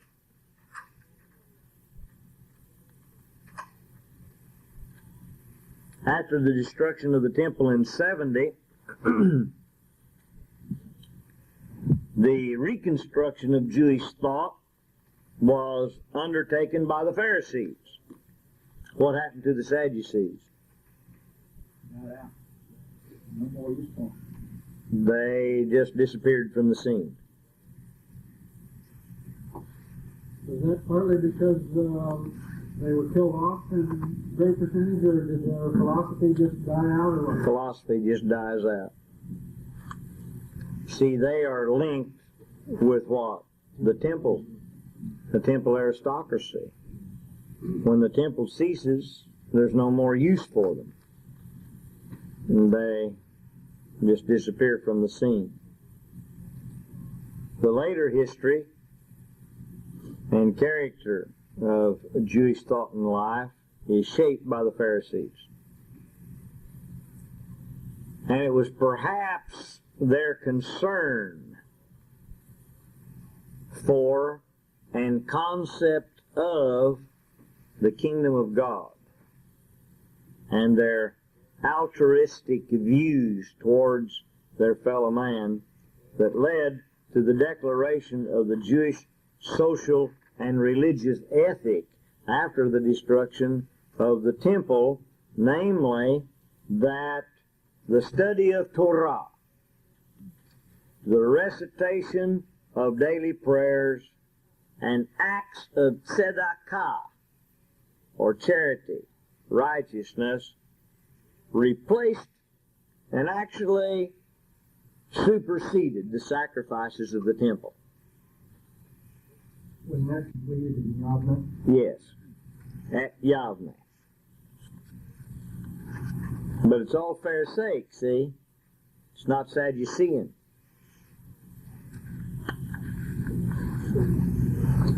Now the Sadducees, they claim to be the descendants of Zadok, the chief priest from the days of the United Hebrew Monarchy with David and Solomon. Read about in 1 Kings 1:34, 2:35, 1 Chronicles 29:22, and these guys represent the priestly aristocracy. It was, according to Josephus, in Antiquities 13. Let's see if we can find that. Antiquities 13.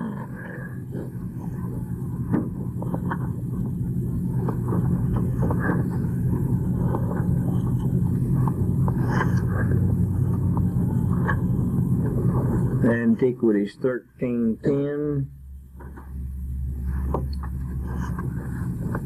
and 6.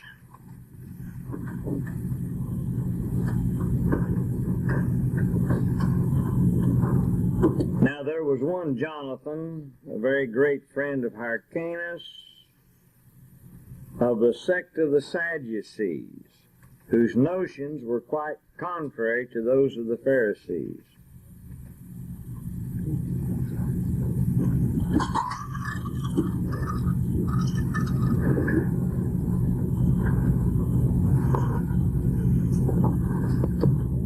What I would now explain is this, that the Pharisees have delivered to the people a great many observances by succession from their father, which are not written in the law of Moses.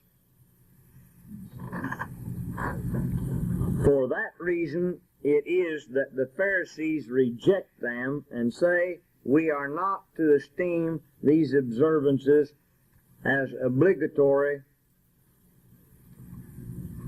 unless they're a part of the written word, but are not to observe what is derived from them, the traditions of our forefathers. And concerning these things, it is that great disputes and differences have arisen among them, while the Sadducees are able to persuade none but the rich, and have not the populace obsequious to them, but the Pharisees have the multitudes on their side.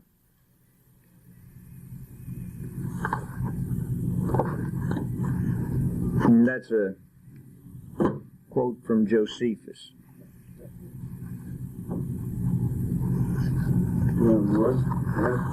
Yeah.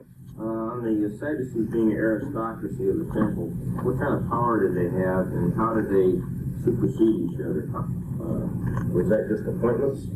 from one to the other? And did they have extraordinary power within the temple area?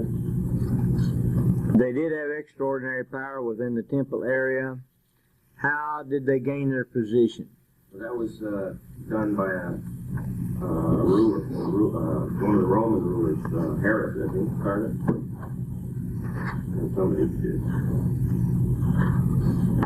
Now, how did they gain their positions? Were they elected? Did they succeed one another in some kind of line of succession? How did they gain their position? If they're the party of the rich, they paid. They could buy their position. Now, the interesting thing is that very little is actually known about their religious views except what is written in the New Testament or here in Josephus. The only thing we know is that they reject the oral law and are basically the party of the rich, and there's hardly anything that the Pharisees teach that they agree with. They rejected all of the oral interpretation of law, we know. We also know that they're very harsh in their treatment of the criminal and strict in functions relating to the temple and to sacrifice. They apparently do not believe in a resurrection, the immortality of the soul. They denied the existence of angels, demons. And with the destruction of the temple, they've got no reason to continue to exist. They simply disappear. But, interestingly enough, it seems that some of their views are adopted by the Samaritans, with whom they're frequently identified. In the New Testament, they're also considered to be almost identical to the Herodians. For example, in Mark 12 and 13, although an exact identification is difficult to establish.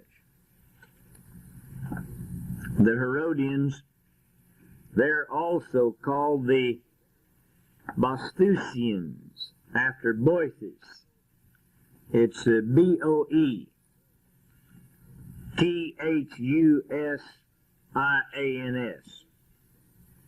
Boethusians, after Boethus, whose daughter, Miriam, was one of the wives of Herod. Remember I told you they was part of the Maccabean line? And Herod married her to align himself with the Maccabeans and the Jews. As a priestly party, they're to be identified with the Sadducees.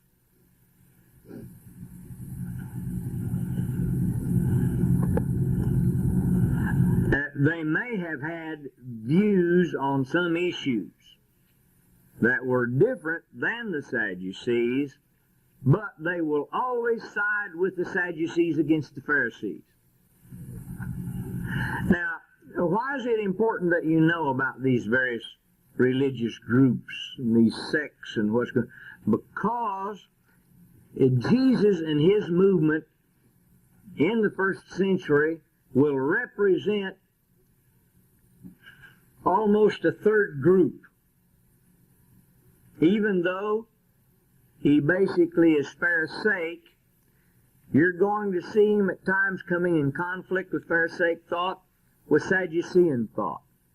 You'll see him coming in conflict with the various schools or academies, such as the school of Hillel or the school of Shammai. And as we get into our textual analysis, we'll notice some crucial passages that we're going to find very difficult to interpret and to understand if we're not aware of what's going on religiously with these various sects or schools. Now, of all of the major sects of the Jews, the historical background of the Samaritans is the one that is best attested. In 931 BC, after the death of Solomon, the kingdom of Israel was divided. As you remember, 10 tribes went to the north, 2 to the south, Judah and Benjamin. The northern kingdom basically rejects the worship of Yahweh, rejects the temple at Jerusalem, erects the golden calves, one at Bethel on the southern border, Dan on the northern border, and throughout their brief history, they're constantly in conflict with the kings of the southern kingdom. In 722, 721 BC, they're carried away captive by Sargon II into Assyrian captivity. The capital city of Samaria was destroyed, and the northern kingdom came under the domination of the Assyrian Empire. We know from the Cylinder of Sargon, which chronicles the reign of Sargon and tells us about his capture of the city of Samaria, that he carried away 27,290 inhabitants of the country. He gives us the exact number that he carried away. Doesn't tell us how many he killed, which were probably in the thousands, tens of thousands, but he carried away 27,290. For some unknown reason, perhaps as a military precaution, Sargon repopulated the northern kingdom with peoples from other far-off countries that he had conquered. He says, from countries far off that no one had ever conquered before. And most of these countries, we believe, are in what is now a part of Saudi Arabia.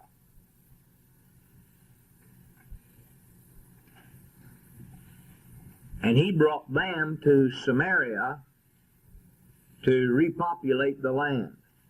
Only the poor, the uneducated of the population remained behind in the land.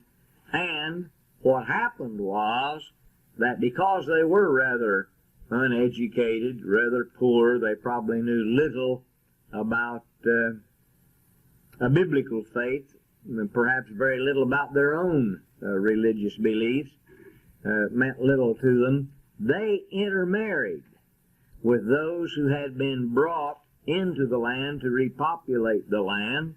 And this is the historical situation in the northern kingdom when the Old Testament comes to a close. During the Hellenistic period, with the blessings of Alexander the Great, a temple was built on Mount Gerizim,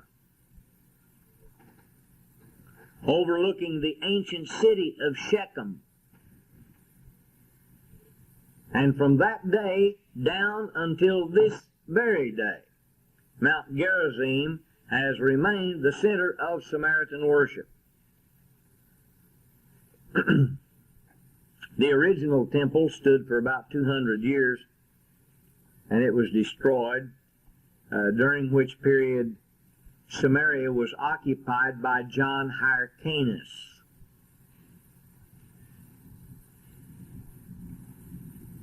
From that time onward, this is again during the Maccabean or the Hasmonean period, there's a lot of enmity between the Samaritans and the Jews, so much so that by the time of Herod the Great, the Samaritans are usually siding with the enemies of the Jews.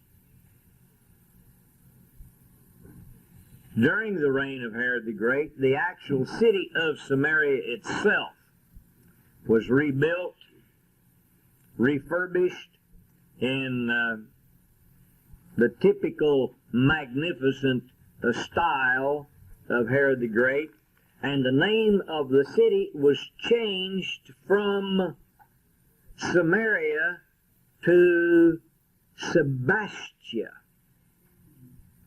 Sebastia. Why was it changed to Sebastia? Does anybody know?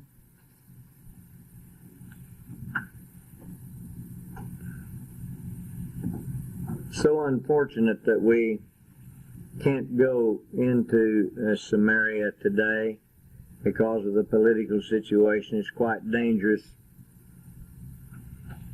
But we used to go there, and it's such a beautiful archaeological site.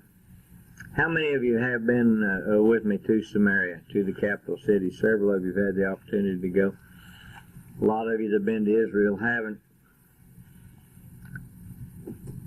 Why was it called Sebastia? Because Sebastos is the Greek word for Augustus.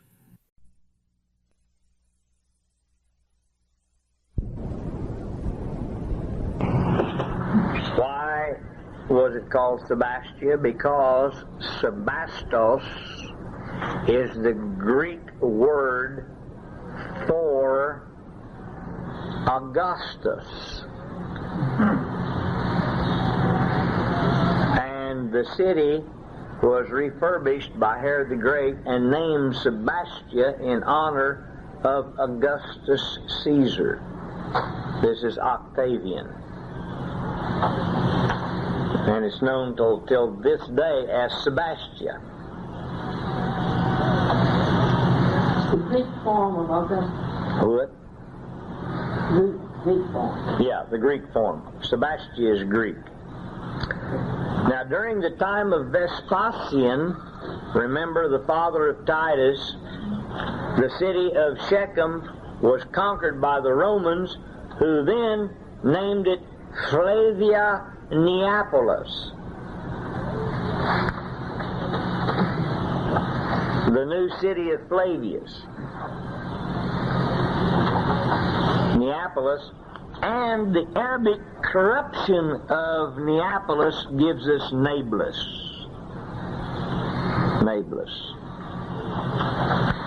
Nablus is until today the center of Samaritan worship. The Samaritan temple is there in Nablus, and the great temple of the Samaritans is still on top of Mount Gerizim. During the Bar Kokhba revolt in 132 to 135, the Samaritans again sided with the Romans against the Jews. And as a result, the Romans assisted in the rebuilding of this temple that had been destroyed by John Hyrcanus.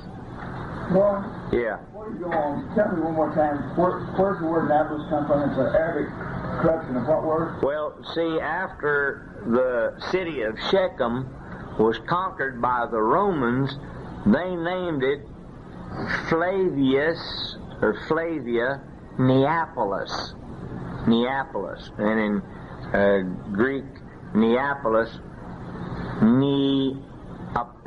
Polis is city, and Nea is new. So it meant the new city. And the Arabic corruption of Neapolis is Nablus. Okay.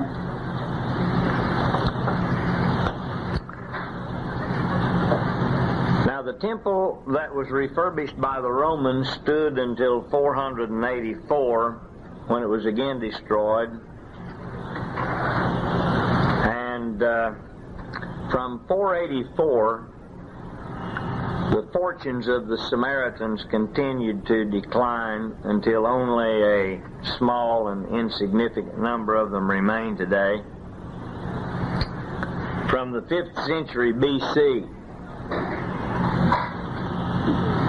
this is BC, the relationship between the Jews and the Samaritans throughout their long history has been basically hostile. Although their religion religious dogmas are almost identical to those of the Jews. As a matter of fact, in many ways, they're even more observant than the most observant of the observant Jews. Their laws are much more strict and severe. They reject all of the other books of the Bible except the Torah and consider the rest of the Bible as simply being history as opposed to law. But they're very, very strict in their observance. They consider Mount Gerizim to be the sacred place of worship as opposed to Jerusalem.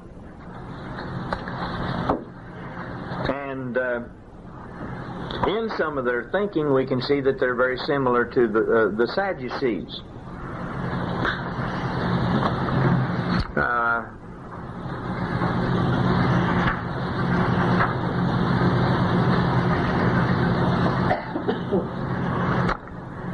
Bob, do you or Faye remember the time that we went to Samaria? You were with me at Samaria. If the little Samaritan guard at Samaria rode on the bus back with us to Tel Aviv, where we'd drop him off and he would tell us about the Samaritan religion on the bus on the way. Did you, Marshall? Or you remember? Yes. Do you remember? Okay. Well, do you remember how he told us how severe their laws were? And he was so proud in how they observe all of the feasts and festivals, even to the point of still to this day offering sacrifices at Passover on top of Mount Gerizim. I couldn't remember. It's been some time since we've been... Details, but that is very much in line. Yeah. It was a very prideful presentation. Oh, yes. I'm very proud of their religion. As I said, though, they've declined considerably since the 5th century, and only a handful of them remain.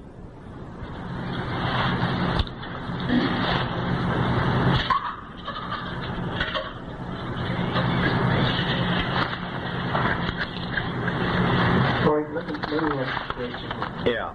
You said a minute ago that the Pharisees didn't believe in angels and demons. Now, is that... No, I said the Sadducees. I mean Sadducees, excuse me. All right. Is that literal, or is that the concepts that were brought in from, say, Persian or Hellenistic concepts of demons and angels? Well, one is almost the same as the other.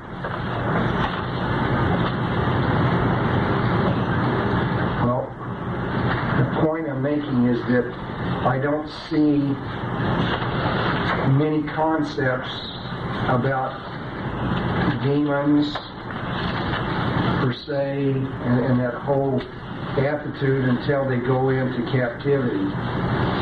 No, you don't.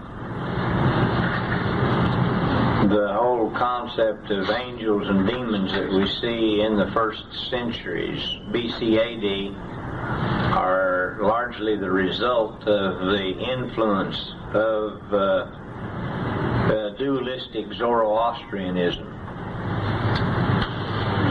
But which is in practice today. Which is in practice today. Yeah, but the Sadducees rejected. Well, that's what I was asking you. Did they reject that which was learned in captivity? Yeah, they reject that whole idea of angels and demons. There's not any concept of angels except that comes out of the 4th century, 5th century. When we think in terms of angels referring to, say, Michael the archangel or this or that, and we go back as far as we can back into the biblical text, the angel of death, it's improper to translate the word angel. I mean, it's improper to translate it into the Greek angel, angelos. We have to think in terms of the Hebrew malach, which means a messenger, and whatever that means. It doesn't mean the same kind of thing that we see developing in the 4th century and onward as the angels and then the demons. We're going to talk about that more in detail. Okay, the zealots. These guys are in Hebrew known as the Kanaim. Kanaim.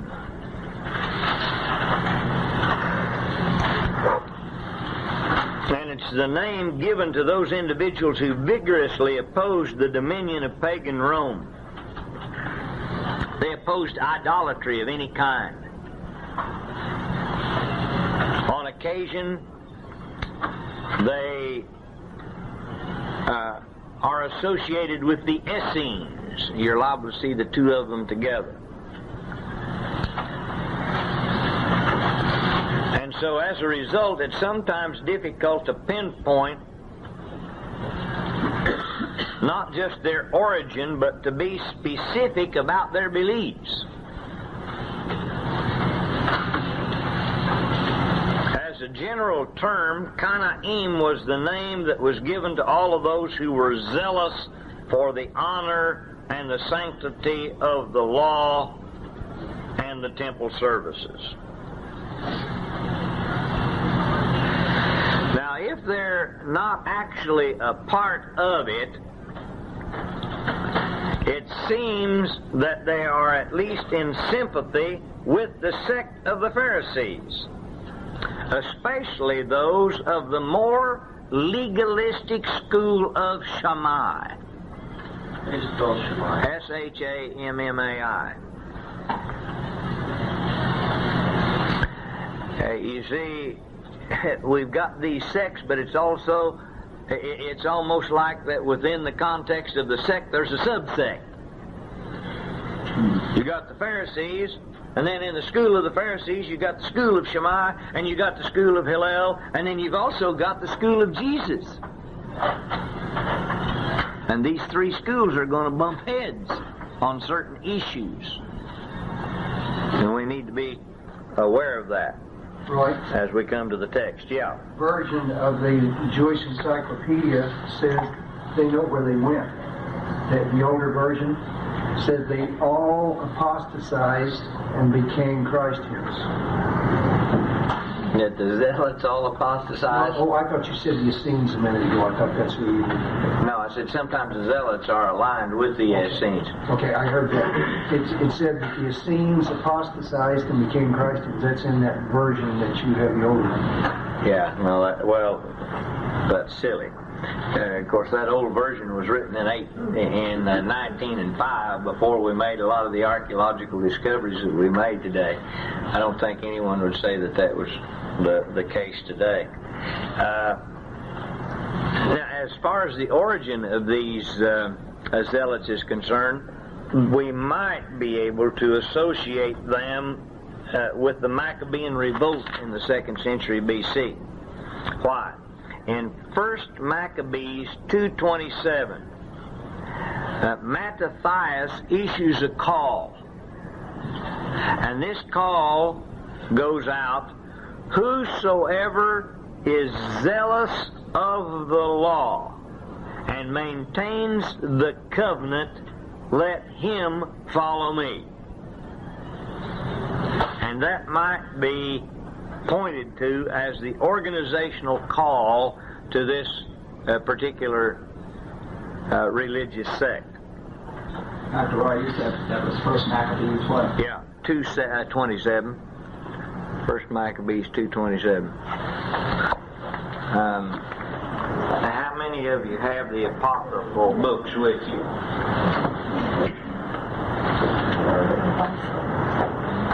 They're found in some of the Bibles, in the Catholic Bibles, or you can find them listed by themselves on occasion. 1 Maccabees 2:27. Then Mattathias cried out in the city with a loud voice, saying, "Let everyone who is zealous for the law and supports the covenant come out with me." And he and his sons fled to the hills and left all that they had in the city. These documents are extremely important. We'll be talking about them a little more. Is the apocryphal books just the books of Maccabee? Is that what they are? No. More than that? Yeah, there's a whole list of them.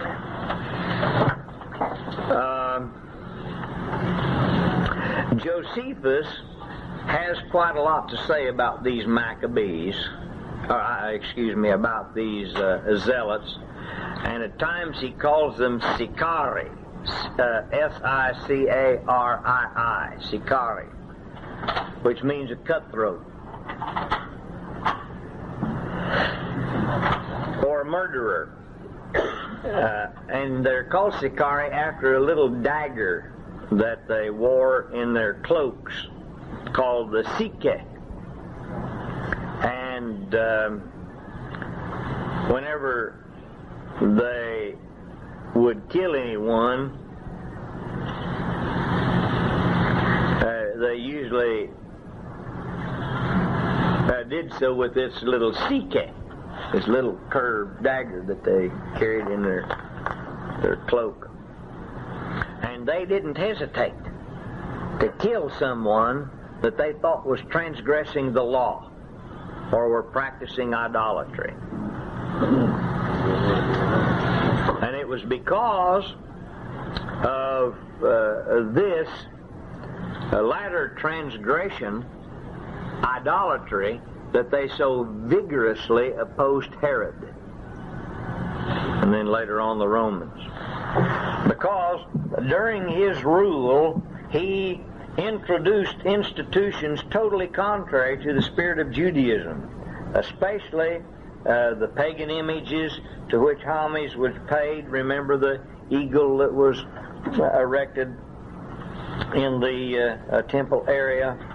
During the Jewish revolt in 66, the Zealots became an aggressive and powerful political force with which to be reckoned. They were relentless in their opposition to Rome, and it was under the leadership of Eleazar ben Yair that the Zealots conquered the mighty fortress of Masada, held out against the Romans for 3 years after the destruction of the temple, and their death by suicide rather than being taken by the Romans is known to every student of Jewish history.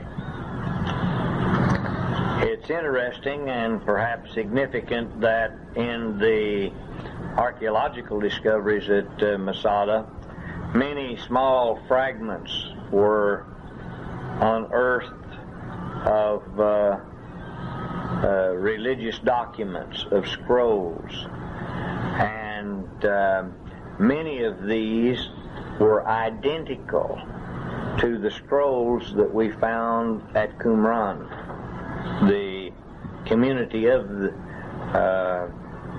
what at one time was identified as being the Essenes.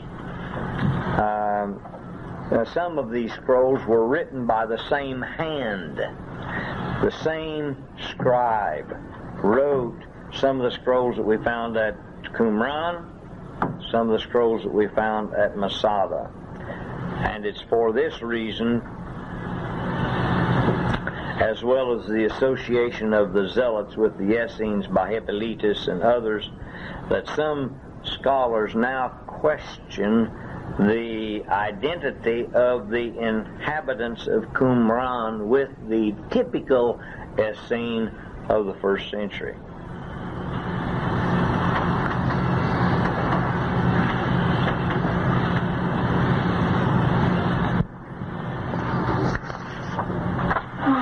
I think I got confused. Did you say it was the Zealots that were Masada, or the Essenes, or both? Well, for a number of years, scholars thought the community at Qumran was a community of Essenes. At Masada, we know it was taken by the Zealots. Okay. But since we have scrolls in the same handwriting at Masada, that's what we found at Qumran, scholars are now beginning to question whether there were Essenes at Qumran or not. And we now, a lot of us have come to believe that they weren't Essenes at all. That they were some strange religio-political sect that can be more closely identified with the Zealots than with the pacifistic Essenes.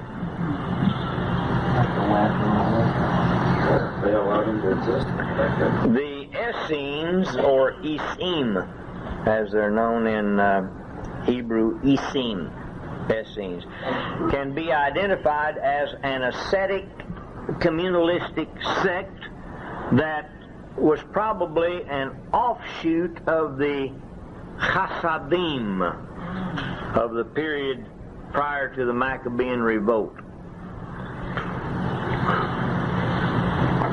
Ancient historians such as Pliny and Josephus and Hippolytus all have much to say about them in their writings, although at times they differ considerably in their descriptions.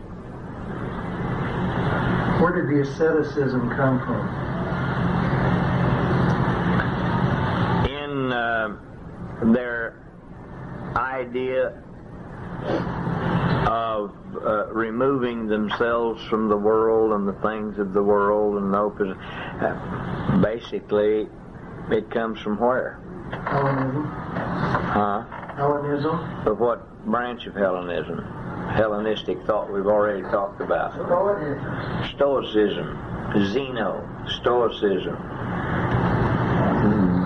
But asceticism is in opposition to what? That's right.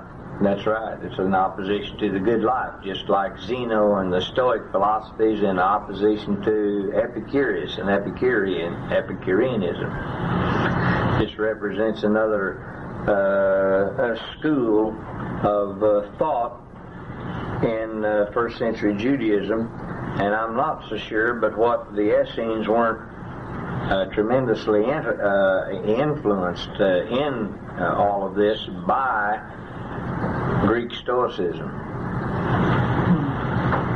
We know one thing for sure, that in some of their theology they were influenced by Zoroastrian or Persian dualism. A lot of their religious beliefs are quite unique insofar as mainstream Judaism is concerned. Certain sects of Christianity tend to want to keep that. Yeah. I don't know if it would be correct to say certain sects of Christianity. Probably be more correct to say most of the mainline denominations in Christianity.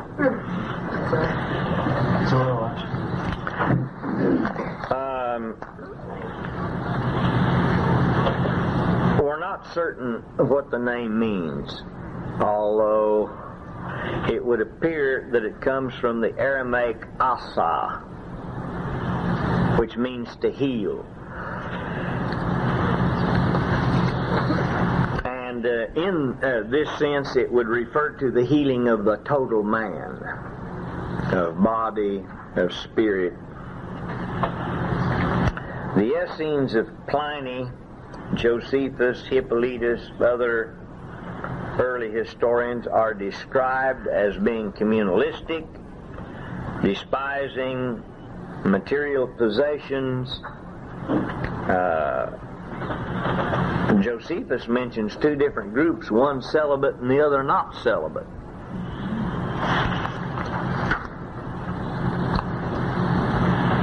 However, what was the originality, please? Maybe asa, maybe. The etymology of the word Essene goes back to the Aramaic asa. How do you spell that? A-S-A. In Hebrew it would be Aleph Samech Aleph. Aramaic origin. Yeah.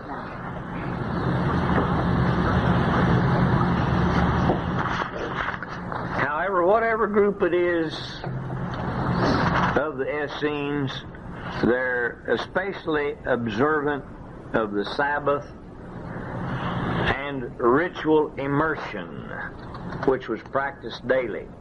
They'd immerse themselves the first thing when they got up, the last thing before they went to bed of the evening. They rejected the temple observances, considered them corrupt, and as a result, they went out into the wilderness to wait for the coming of Messiah.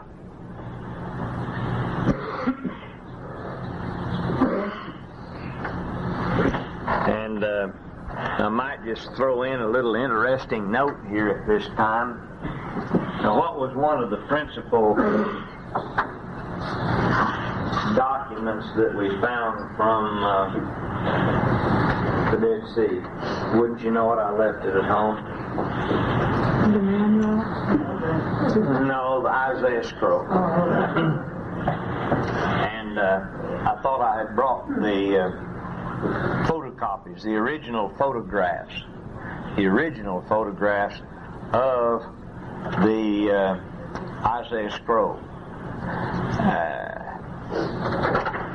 I'll try to remember to bring it tomorrow, to show it to you tomorrow, for those of you that haven't seen it.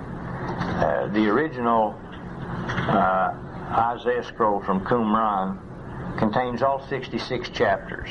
And remember, these people now have rejected the temple worship, and they've gone out into the desert to wait for the coming of Messiah. Where did they get that idea? Isaiah chapter 40, verse 3. A voice of one crying, "In the wilderness prepare for the coming of Yud-Heh-Vav-Heh. In the dry places make straight a pathway for our God." And on this Dead Sea Scroll that we found, you know how the scroll opens? There's hand marks, oil stains from the palms of the hands on the scroll right here at this passage, Isaiah 43, which gives us tangible proof that this was their directive. They saw this passage as their directive for going out into the wilderness, and probably every time the scroll was open, it was open to that passage, and that passage was read because that gave meaning and purpose to the whole reason for their being where they were. Isaiah 43. And it's only found on the whole scroll, which is 24 feet long, at that point. So the time frame of the Essenes, what you're saying, is from obviously before Jesus was born to... Yeah, we could take them back probably to the 2nd century BC. That's good for the tape. That's good for the tape.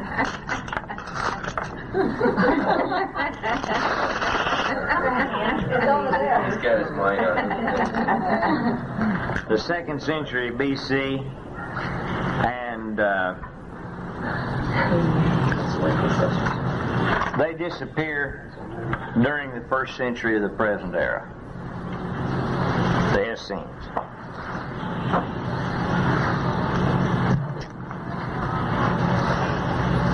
Religiously, again, although ascetic, they're closely associated with the Pharisees.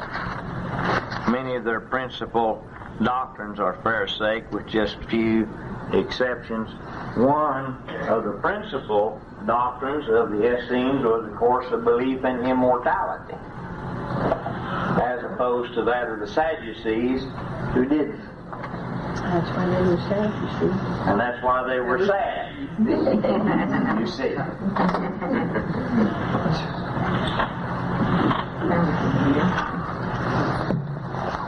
Have you read the article in Barb that said that the Essenes are Sadducees? I've gotten to the point where I almost don't read it at all. I was looking at it last night and got mad. Just a penny. Well, it's getting to the point where it's just a piece of junk.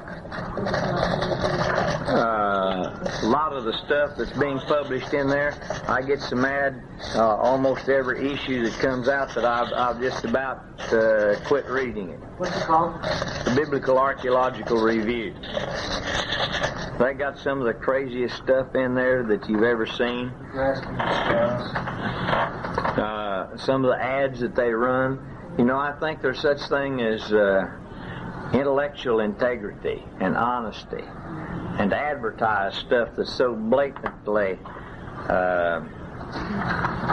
false. People were upset by that Mormon timetable. Some of the other ads are worse than that. Yeah, I know. Roy, with all these sects that existed at that time and they didn't see eye to eye, was there a lot of warring going on? Did they fight a lot? I mean, physically fight much? Or was it academic mostly and they just separated themselves into these little groups in the land and they left each other alone? The various sects really didn't come to blows all that much. Whenever certain things would happen, like, say, for example, the Bar Kokhba revolt that I mentioned earlier, the Samaritans sided with the Romans. The Samaritans would basically take the side of the Romans against the Jews.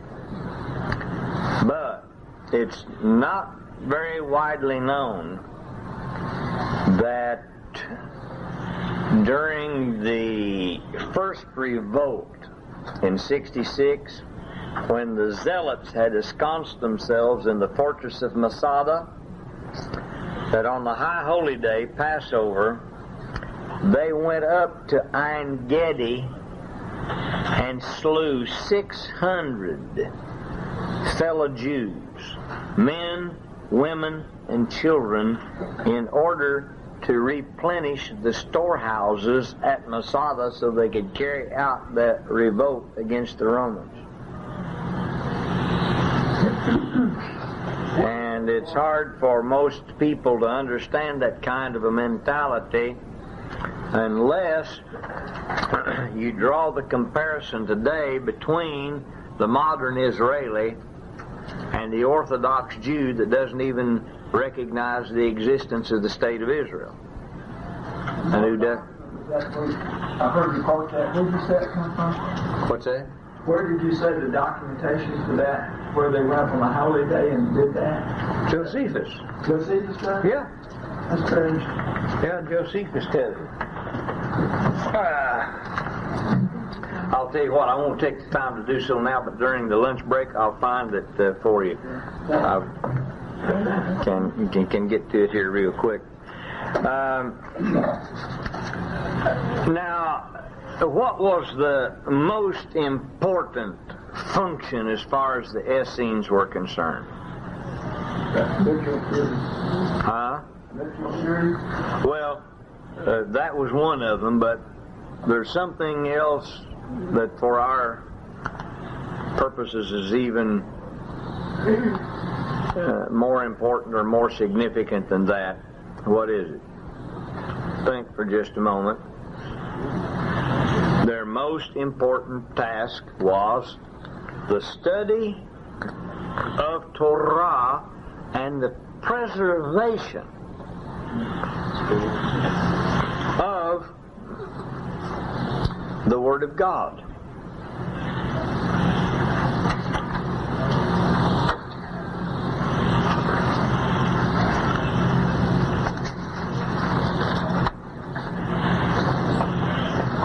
Roy, Dr. Blizzard?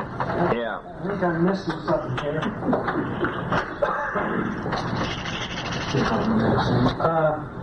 here. If the importance of following the Word of God according to the Jewish law was so important, how in the world could anyone justify murdering 600 people in order to get It wasn't the Qumranites that murdered the people, it was the people at Masada. And the people at Masada were the Zealots.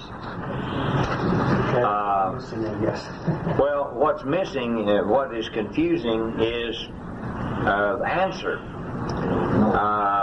Were, in fact, the people at Qumran the same people in their entirety that we find later on at Masada, or were there just a few from Qumran who went up? Or did the Zealots for a time join with the Essenes because there's an affinity of sorts between the two, and then when the revolt took place, take some of the scrolls and go on up, or what?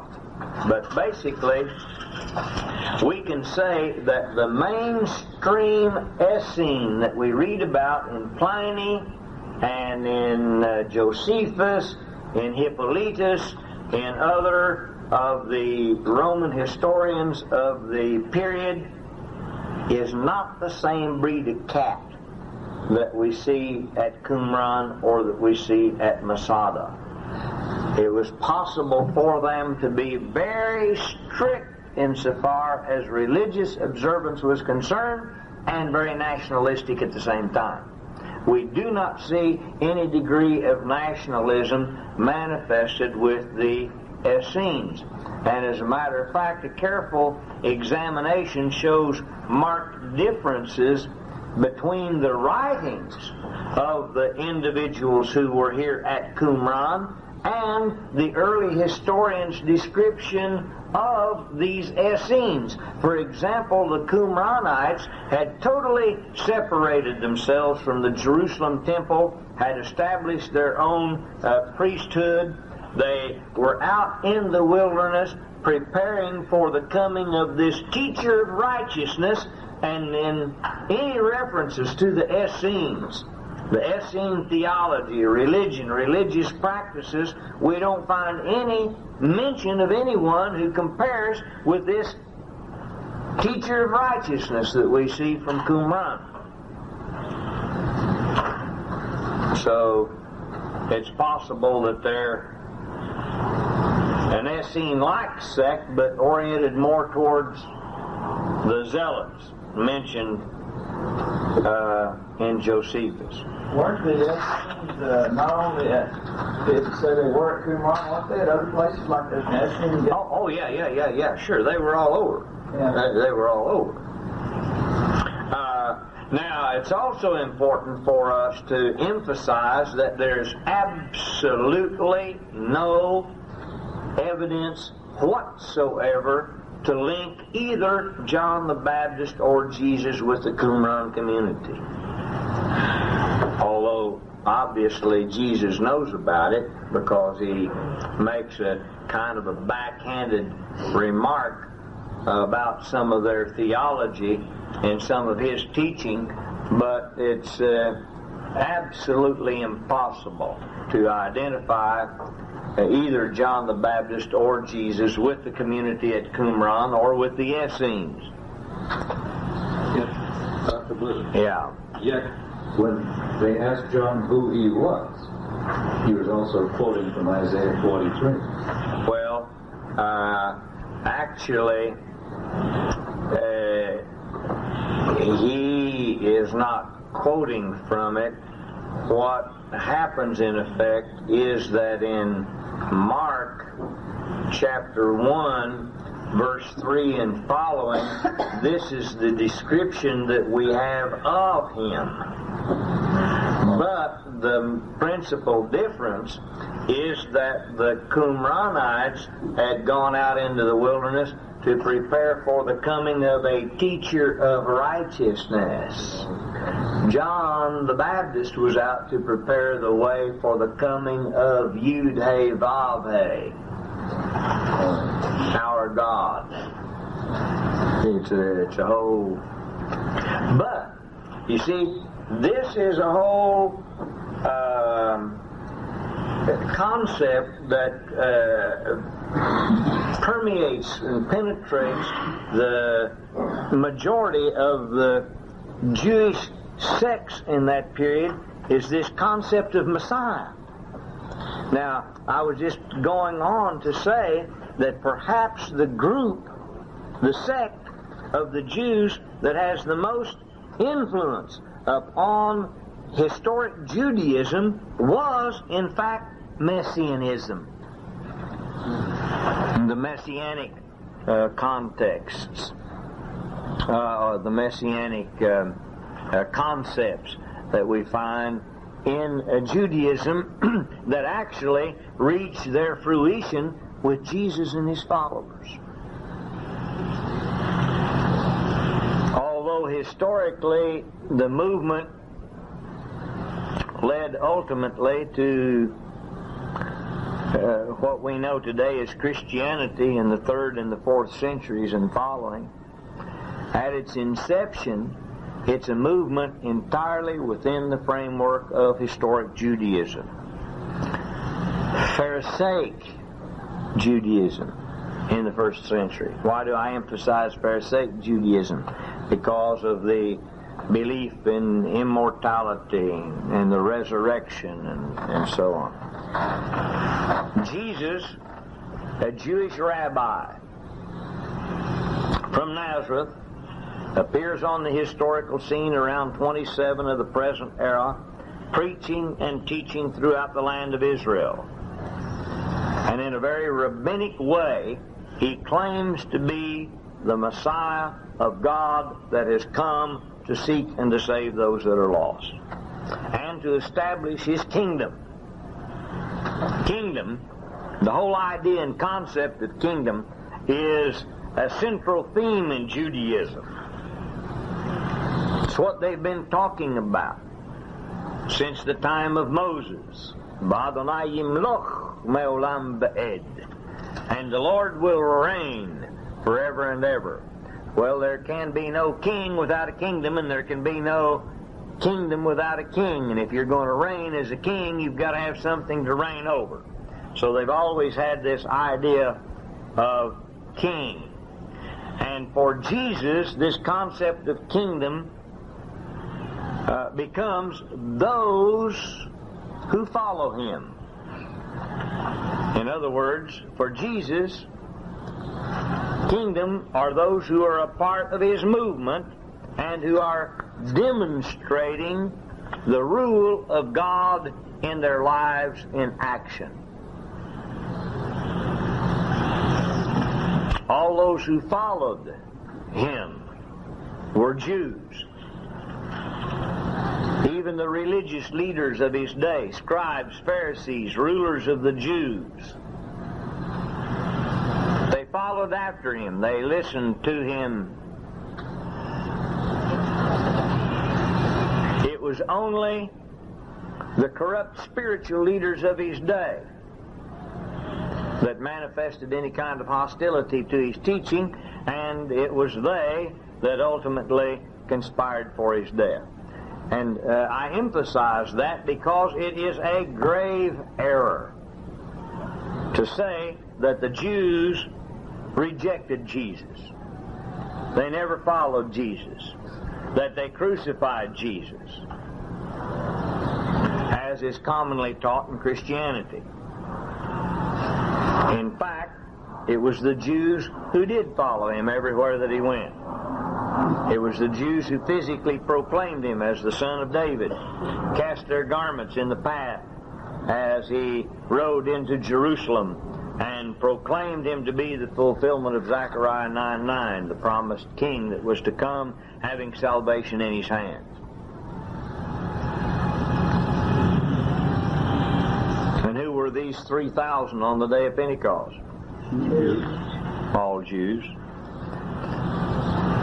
And that number quickly grew into the thousands and the tens of thousands, so that by 50 of the present era, when the Jerusalem Council convenes under the leadership of James, the brother of Jesus, it's estimated that there are somewhere around 50 to 60,000 believers, Jewish believers, in the city of Jerusalem alone. By 90, the number of believing Jews had grown to such a degree that they outnumbered the Jews who had not accepted Jesus as the Messiah. And their great numbers finally posed a threat to the whole structure of historic Judaism. So that in desperation, a special rabbinical council was called by Rabbi Gamliel II, the grandson of Gamliel I, under whom Paul had studied, to deal with the specific question, what are we going to do about all of these sectarians, or minim, they were called, that have accepted Jesus as Messiah.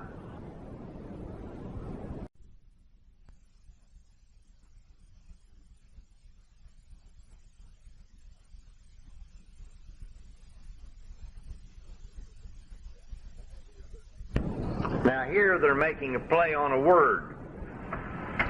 Those who followed after Jesus called themselves ma'aminim, or believers. Ma'aminim. And those who did not follow Jesus called the ma'aminim minim. You can hear the play on the word. Ma'amin comes from the root amen. Ma'amin means a believer, but a minim, means a sectarian.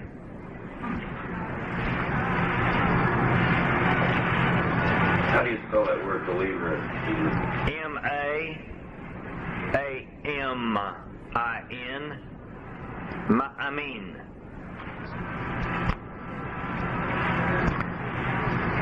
And the situation is serious for the Jews. They do an ingenious thing. After the destruction of the temple, the daily prayers or recitation of certain blessings was incorporated into their worship. And these blessings that were recited daily were 18 in number. Because they were 18 in number, they called them the Shmoni Esrei. Shmoni Esrei is the number 18 in Hebrew. 18 of them, so we call them Shmoni Esrei, the 18.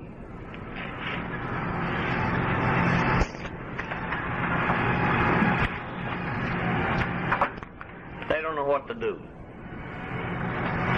Rabbi Gamliel II commissions another rabbi by the name of Samuel the Small. Shmuel HaKatan. Little Samuel. Or little, what do you call it? Little Samuel. HaKatan. The less.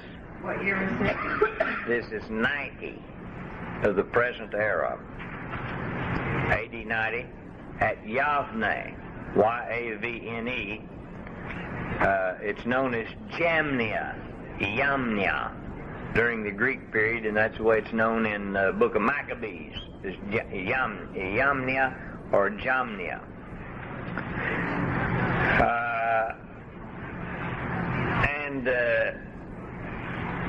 Samuel HaKatan, or Shimon HaKatan, Simon the Less, Simon the Shimon HaKatan. That's Shmuel. No, it's Shimon HaKatan.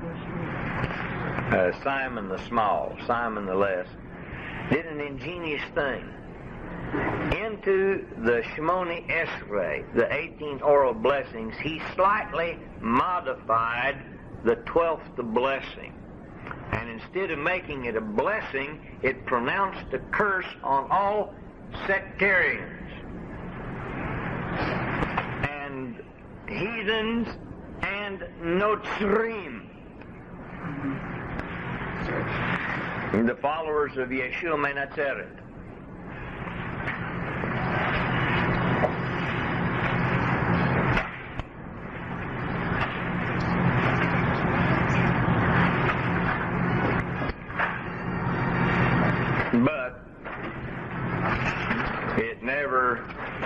accomplished its desired result.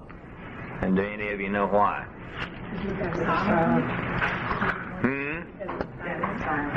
Because the prayers were prayed silently. And the people, whenever they got to that, they just didn't say nothing. They just could say under their breath, well, I don't believe that stuff, and I ain't going to say it. And go on about their business. And it never really accomplishes its desired result, although it does set them down the pathway towards division or separation. But it's a slow process. Question. Yeah. Marvin Wilson, in his book, Our Father Abraham, writes quite a bit about that, and he, at least as I interpret it, tends to imply that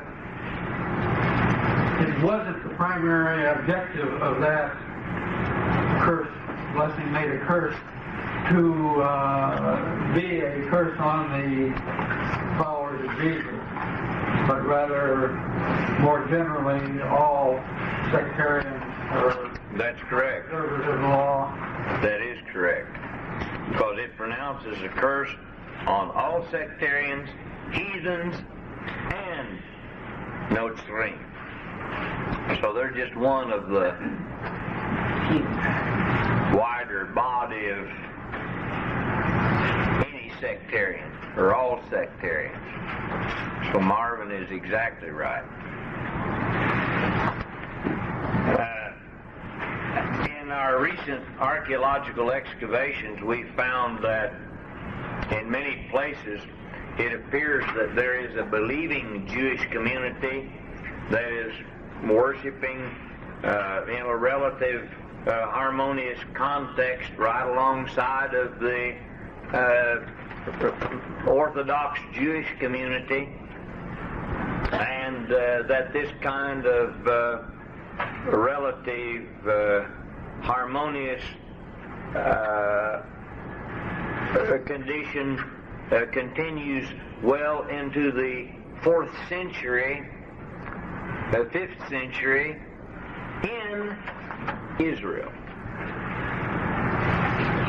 But we have different conditions that are going to occur very quickly, as early as the 2nd century, as the community moves to the west. But in Israel, it appears that the non-Jews and the believing Jews are basically worshiping together in the same kind of religious context. And it's interesting that those who are in the land, the Roman authorities, for example, who are in the land, look upon these believing Jews as being Jews and not as believing or as being Christians. Professor Flusser has something to say to us about that in his little book, and I'll quote this for you.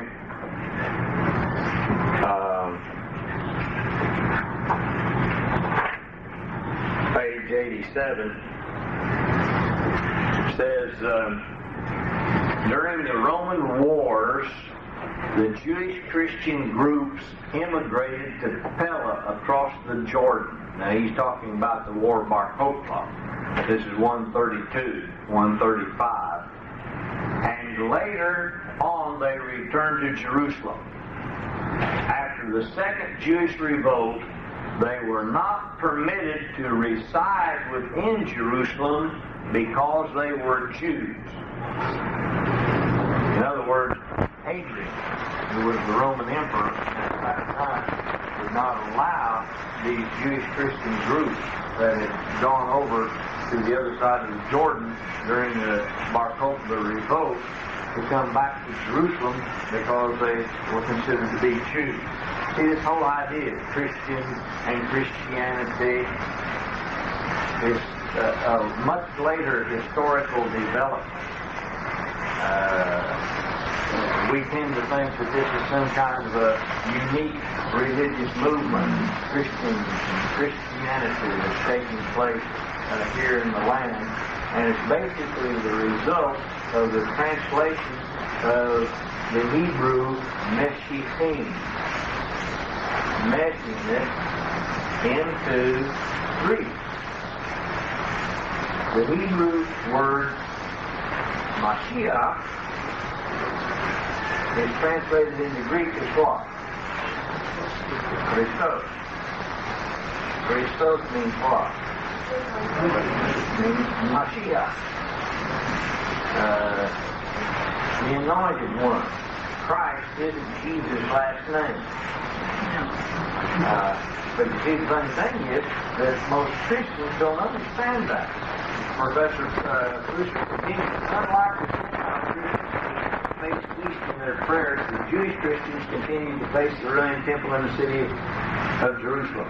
They maintain that the proper language of teaching in which the Gospels had been written was Hebrew, and that when the Gospels had been translated into other languages, it was though they had been forged.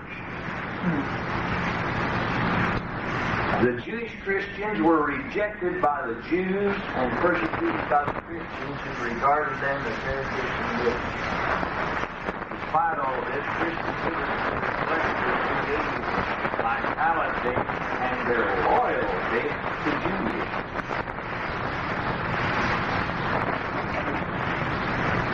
What page is that on? Page 88, 87 and 88. Of what? Professor Flusser's book, Jewish Sources in Early Christianity. But the question is, if this institution into the Shmoni Esrei of this curse against the sectarians didn't have its desired effect, what did lead to the breach between the Christians and the Jews? No. No? The adoption by the Roman Empire of Christianity? No. Language. No. About 119, when we had the Jews not allowed to be in Jerusalem anymore. You had the head of the movement being a Gentile for the first time, and they put their rules around. Isn't that when they did that? They didn't allow. When was that time? Very, very, very few people. You know, a lot of this stuff's not published in Christianity. Christians don't want to hear it. True. When they outnumbered. What's that? It's when they outnumbered the Jewish people. Is that the reason? No. I'll read again from Professor Flusser. This is on page 87. What happened was that when these members of the believing community came back, they weren't allowed to stay in Jerusalem, so they fled to the north into Lebanon. And Calcava in Lebanon becomes the religious center from the Jews of all of these various streams. For those who were closer to the church, for those who were closer to Judaism. But something happened. About 146, this is the middle part of the 2nd century, the church to the west had grown so strong that they issued a decree in which they stipulated that no Christian or no Jew could continue to be a Christian and keep the Jewish laws. Christianity forbade the Jewish Christians to keep the commandments, and if they did so, they persecuted them as heretics. This is the first instance of the persecution of Jews by Christians. And because of this persecution, a growing opposition to the Gentile church spread among the Jewish Christians. The Jewish Christians were reminded of their Judaism and began to feel an increasing sense of identification with the people of Israel. 87.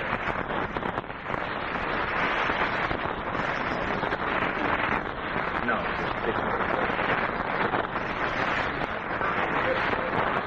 well, you see, what happens, Odie, in 38, 8 years after the establishment of the church in Jerusalem, there's a dispersal of the people, and they just go to all four corners of the world. And it says that they that were scattered abroad went everywhere preaching the word. But keep in mind that as early as 722 BC, with the conquest of Sargon against Assyria, and then later on, 586 BC, Nebuchadnezzar against the southern kingdom of Judah, Jews had been dispersed everywhere. There were large Jewish communities everywhere. So these Jews went everywhere preaching the gospel. And great numbers of peoples were converted. And then as the peoples in these non-Jewish countries saw what was happening, they wanted to embrace the faith as well. And so you have non-Jews now being allowed into the fellowship of the believers. And then you have people appearing on the scene like Paul, who becomes in a special way the ambassador to the non-Jews, to the Gentiles. And they begin to embrace the faith. And about 138, there are so many heretical tendencies that are creeping into the church as a result of biblical faith colliding with the philosophies of the Western world, that something has to be done to define orthodoxy. What is orthodox belief? There has to be some kind of a credo established, some rule of faith and practice to define what is acceptable and what is unacceptable. And all of that is a part of a long process that we call the development of the episcopacy, or the formalizing of church government. And it starts as early as about 138 with Irenaeus and others, and what they do is they appoint officials. And these officials are taken right out of the context of the organizational structure of the Jewish community, the elders and the deacons and the others. But now, in this particular historical period of time, as the church moves to the west, these elders take on a more formalized or official function within the context of the church. And you have the core episcopoi, which is called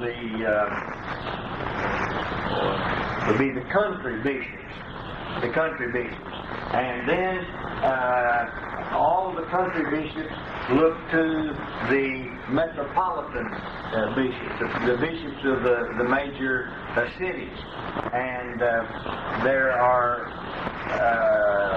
5 or 6 principal cities, such as Antioch and Jerusalem and Rome and Alexandria and Byzantium.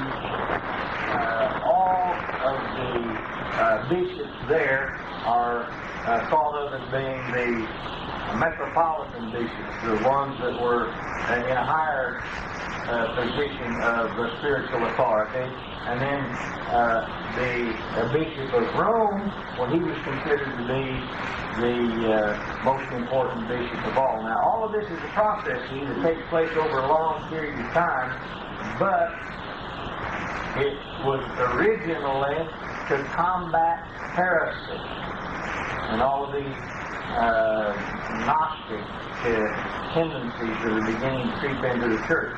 But it's just this organizational structure that takes on official form that is now in a position to decide who is in the fold and who is out of the fold. What is acceptable practice, what is unacceptable practice. And all of this is taking place where? In the church to the west, off of Palestinian soil, outside of the land of Israel. And by the middle part of the 2nd century, the church to the west has so many Gentile elements in it that they're basically removed from the historical foundations of biblical faith. But they're also now formalized. They have a certain organizational structure with ecclesiastical authority, and it's now that they issue the decree that no Jew can continue to be a believer or a Christian and practices Judaism. And those that refuse are persecuted because of it. And again, all of this process happens over a long period of time. It's going to even be another 2 to 3 centuries before we have the stabilization of the ecclesiastical church with the early beginnings of what we call today Roman Catholicism. But keep all of that in mind, and we deal with it more in detail when we get into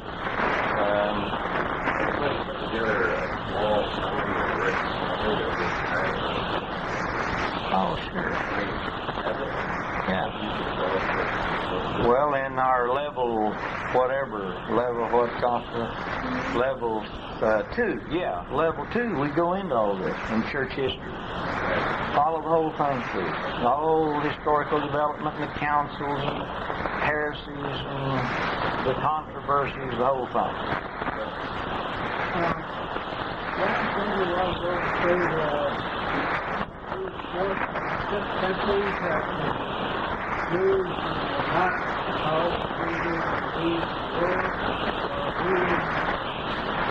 Relatively harmonious context.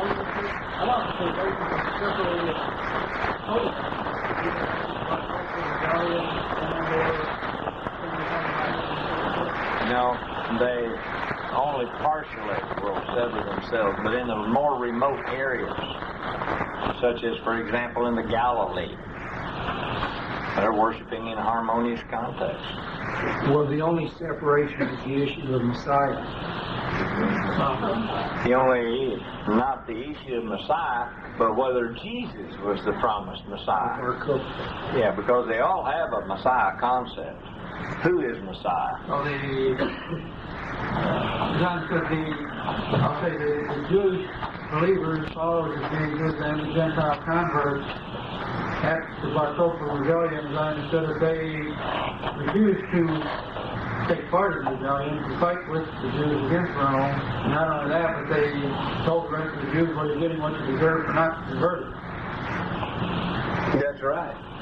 And they ran away from the fight. They did. They went over to Pella.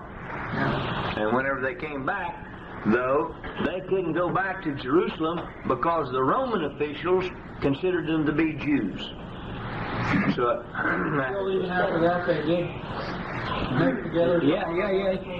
You know, it's hard to grasp because we're seeing only just a thumbnail sketch and completely out of the historical context But there were parts of Israel, parts of the land of Israel, that were untouched during the conquest of either Sargon II or Nebuchadnezzar.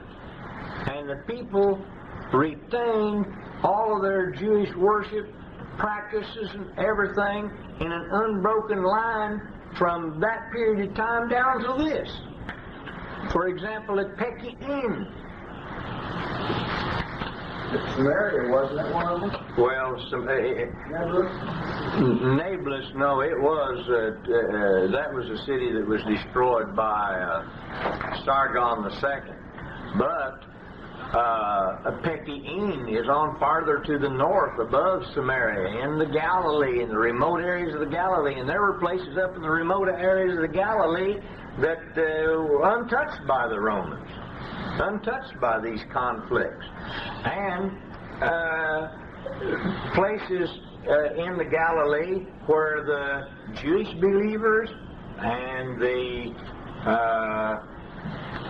Jews worshipped right alongside of one another in a harmonious context, relatively unaffected by these other events. And only now are some of these things really coming to light, the full extent of the harmonious relationship between these various groups. Now, we ought to have had sense enough to know that such was probably the case given our understanding of the nature of Judaism. But we didn't. But you see, the nature of Judaism is such that all of these sects that we have, and as I mentioned, Professor Lasore said something like 19, 20, 21 different sects, although they may throw verbal stones at one another, very rarely do they ever come to any kind of blows. It's like we say today, you get two Jews together and you've got three different opinions on any subject.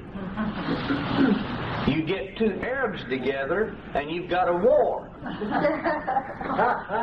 You get two Christians together and you've got the First Baptist Church and the Second Baptist Church.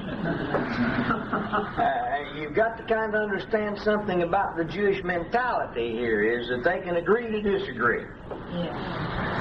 Yeah.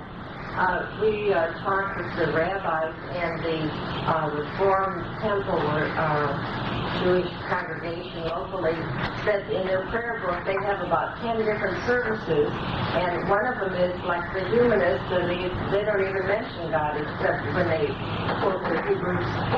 In other words, their prayer book, their service book that everybody throughout, I guess, America has this kind of spectrum in it still today. That's one reason why they consider if you're a Jew, you're a Jew. You think? I don't know. Well, I don't know if you quoted the rabbi correctly. If you did, what he told you is not exactly the case. But what is the case is that Judaism is not an exclusive religious system like Christianity. Christianity is a closed religious community. It's a closed religious system. It's an exclusive religious system. So much so that if you don't belong to a certain denomination, you're not going to have your part in the world come. Even among certain denominations, if you don't belong to this particular church, you're not going to have your part in the world to come. For example, the Church of Christ. A lot of people are not aware of the fact that there are 28 different churches of Christ in the Church of Christ denomination. And some of them are more fundamental than the others. There are some that are so narrow that if you do not belong to that particular group, you're not going to have your part in the world come. Yeah. Yeah, Joe. you were talking about this ecclesiastical authority that it was formed to keep out heresy. But what did they really do? Did they formulate heresy? Can you say that? They were formed to keep out heresy. But what happens is that they wind up formulating heresy. And why? They didn't know what they didn't know. Okay. They didn't know what they didn't know. They had so completely severed themselves from their Jewish roots that they knew nothing about the historical foundations of faith, and all that they were doing was picking up on Greek and Roman philosophy. Okay, well, let's hurry on down the line here for another few minutes. Now, as the movement moves to the west, as we pointed out, and the non-Jewish church becomes stronger and stronger and comes into contact with all of these philosophies of Hellenism, the seeds for departure from the original Hebrew foundations of the faith are sown. And they're planted firmly in the soil of the Western world by Hellenistic hands.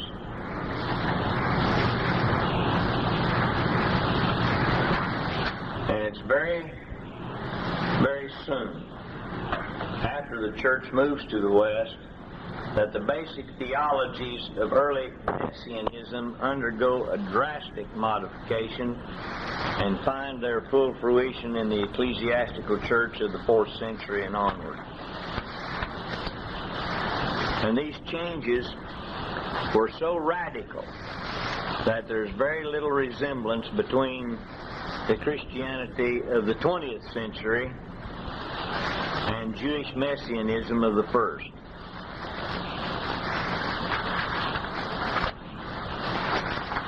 Those of you that have attended the Level 1 conference, that's basically where we focus our attention. And we could give a lot of examples, but it's beyond the scope of what we want to accomplish in this course, other than to say that this gulf that we see today ought to suffice as a call to the Christian world of today to try to move back closer to the historical foundations of its faith, to its Jewish roots. By the end of the 1st century, there's a strong movement in Judaism towards a more structured religious system and an attempt to more clearly define, well, just exactly what is a Jew. What does it mean to be a Jew? Now, coupled with this is a move away from Haggadah towards formulation of halakha. Haggadah being the preaching of the great themes of the Bible, halakha being a system of law. And until the time of Judah, the president of the Sanhedrin, about 200 of the present era, the body of oral law was just that. It was oral, considered as the law that God gave to Moses at Sinai, but it was committed orally until finally the volume of information became so great that it was written down, about 200 of the present era, by Yehudah HaNasi. Judah, the president of the assembly. This body of oral law had been assembled by Rabbi Akiva and became known as the Mishnah. Now, although I mentioned to you it was not written down until the second century of the present era, the end of the beginning of the 3rd century, Yet this information had been communicated orally for centuries, and we can trace in the document Pirkei Avot this whole system of passing the information from one generation on to the other orally. And why do I mention that? Because without a knowledge of Mishnah, without a knowledge of oral law, the oral tradition, you're also going to be confused at places when it comes to understanding the words of Jesus, because he is familiar with it. And so are the other rabbis of his day.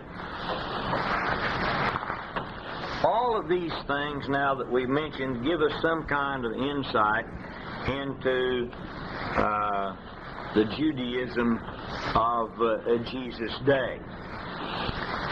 The one thing that we haven't dealt with to any degree that might be a good idea for us just to look at briefly, I don't want to go into it in a lot of detail. We mentioned the name of these various philosophies, such as Platonism and Epicureanism, Stoicism, and so on and so forth. But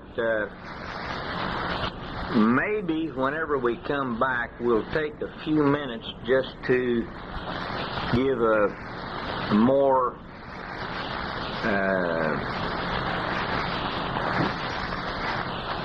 fuller definition of each one of these terms. Ideas and concepts that you need to have in your mind, because these are the ideas and concepts that Judaism is going to come in conflict with, that are going to begin to develop very, very early. You can't believe how quick this whole thing starts going down the tubes. As we start to deal with the text itself, we're already going to be introduced to some of these ideas and concepts that influenced Judaism from the Western world. And some of the epistles are written specifically just to deal with these heresies. So it might be a good idea for us to know that. Then we'll look a little bit just at the geography of the land of Israel in the first century, so we'll know a little bit about it, and then we'll get into the text itself. Let's take a break and go to lunch, and come back at 2 o'clock. Let's be back. No, wait a minute. That's not right. 2:30. Be back by 2:30. Before we start examining the text itself, there's some more background information that I want to give to you. I mentioned earlier that as we got into the latter part of the New Testament period, we're already running into these Greek philosophies. And Christianity is very, very much influenced by these Greek philosophies. And I think that it's well for you to at least have a little knowledge of them. So I want to mention some of the better known of the Greek philosophies. And we'll start with Platonism, derived from Plato. Plato was an Athenian philosopher, founder of an academy, philosophical school, who lived in the 4th century BC. He was a friend as well as a pupil of Socrates.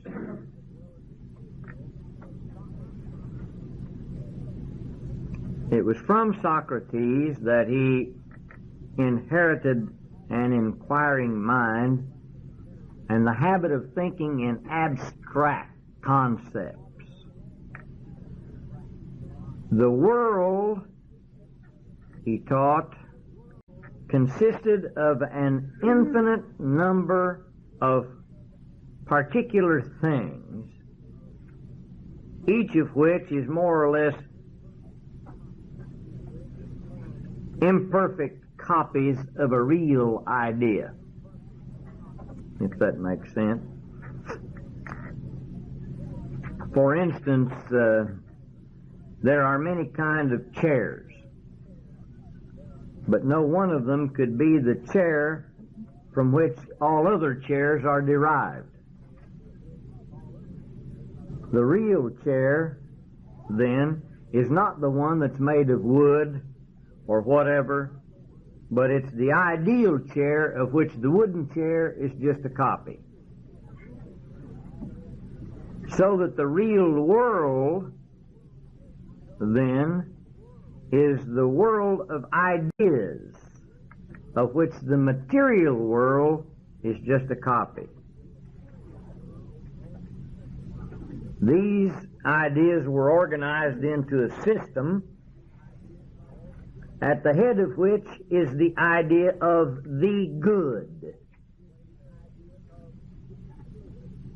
Plato never attempted to personalize the good, nor did he identify it with a creator or a demiurge, D-E-M-I-U-R-G-E, that we read about so frequently in the Greek philosophies, kind of a sub-god who creates the world, the material world as we know it. But he did regard ideas as having objective existence. In fact, they were to Plato the only real existence, of which the present world is nothing more than just a feeble and a garbled reflection. Now, if you stop and think about it for a moment, what he's saying, the logical outgrowth of such a philosophy is dualism. If the real world is the unseen realm of ideas, and if the changing cosmos in which man lives is only transitory, then his quest is going to be to escape from the unreal to the real. Reflection, meditation, and even asceticism will open the way to deliverance. Knowledge is salvation, sin is ignorance. By seeking the highest good, the end, the supreme idea, man may liberate himself from the enslaving material world and rise to a comprehension of the real world. Now, Platonism was too abstract to gain the attention and thought of the common man, and there's no direct mention of it in the New Testament, but one of the philosophies that was an outgrowth of Platonism is encountered in the Christian world, and that is dualism, which was reflected by Gnosticism, which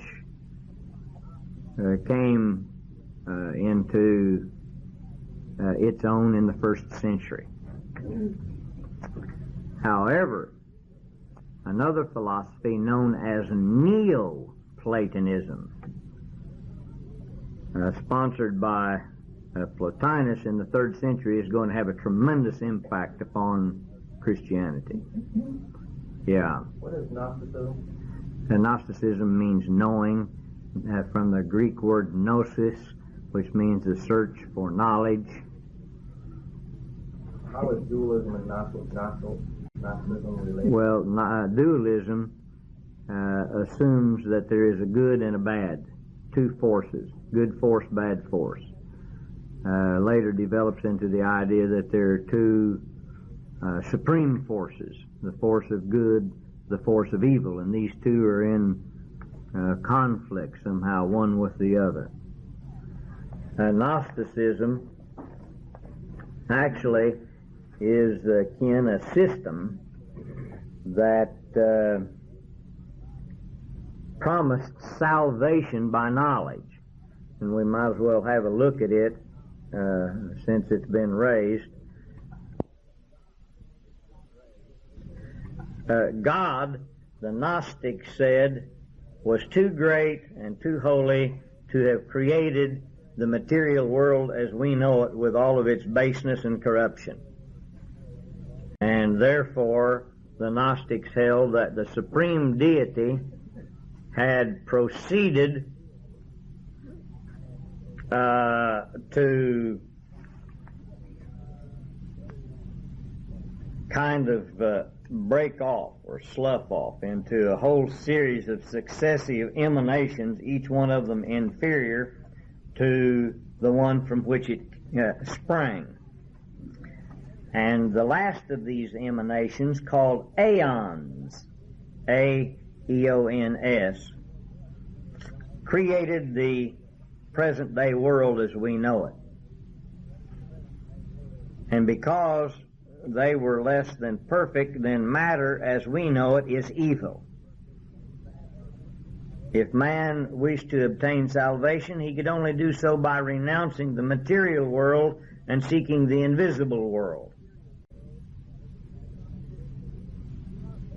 Now, there were two contradictory ethical conclusions that arose from that argument. The first was asceticism, which contended that since the body was material, it was evil, it should therefore be kept under strict control. Appetite should be curbed, and impulses should be regarded and suppressed. But then the other side of the coin was that if it was only the spirit that was real and the body was unreal, if the body was only temporary and its acts were inconsequential, then full gratification of all of the fleshly desires would have no effect on the ultimate salvation of the spirit, which was the only thing that was going to survive anyway.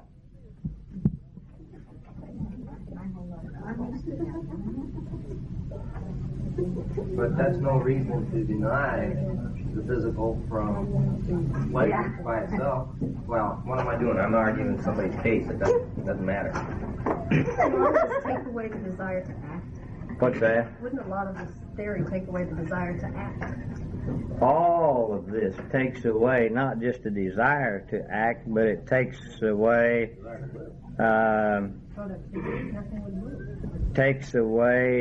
the whole aspect of ethics and morality, of responsibility, and it's like, I just want to get out of here. And there's two ways to get out of here. One's through asceticism and one's through license. And Were these Oriental in theories? oh yes, yes. Like your Hinduism? Very, very. You see, all of that. I just started to say a minute ago. See, if you're paying careful attention and listening, all of this very much sounds like Hinduism of today. See. Now, the principles of Plato were adopted by Plotinus, Plotinus.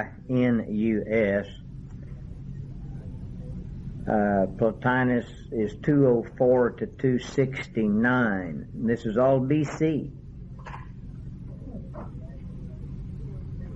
204, 269? Yeah, 204, 269. No. Excuse me, Ron. My mouth started moving when my brain quit functioning. Plotinus is 204-269 AD. AD, not BC. See, Plato is BC, but Plotinus comes along and picks up on Plato's arguments in the 3rd century of the present era. And here's where we have the beginnings of the developments of Neoplatonism.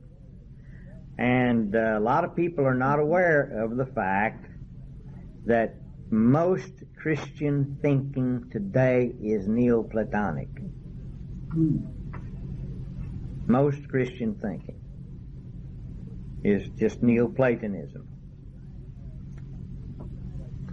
Plotinus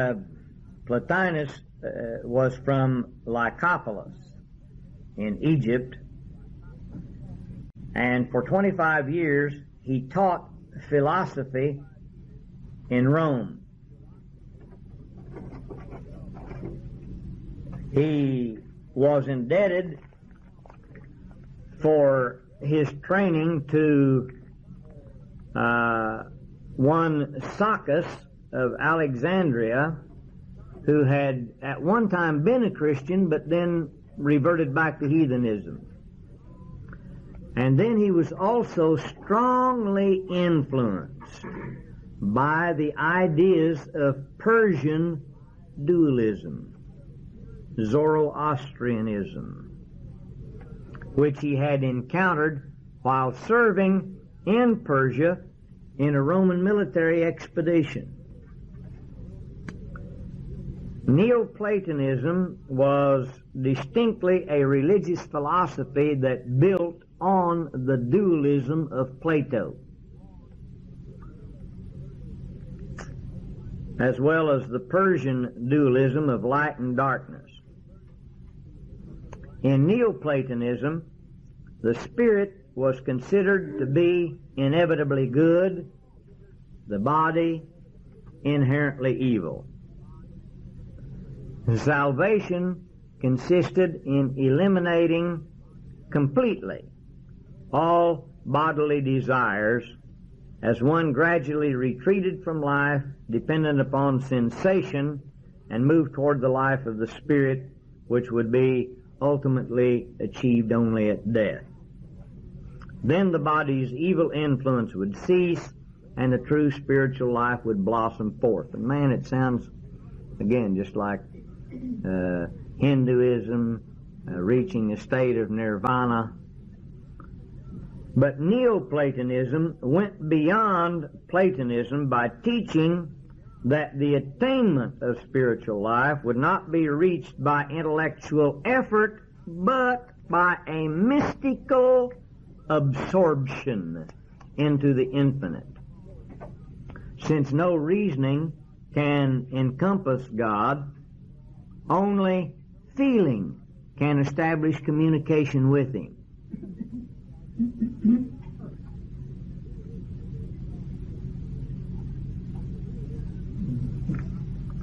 In the dualistic thinking of Gnosticism and of Neoplatonism, there's a great gulf that's fixed between reality and matter, not only in a metaphysical sense, but the two are irreconcilable in essence. Also in the ethical sense, that one is good, the other is evil. And consequently, there's no room for the Christian doctrine of the incarnation. You see, Neoplatonists would consider it to be completely unthinkable that there could be a union between God and man, since the spirit and the flesh are incompatible.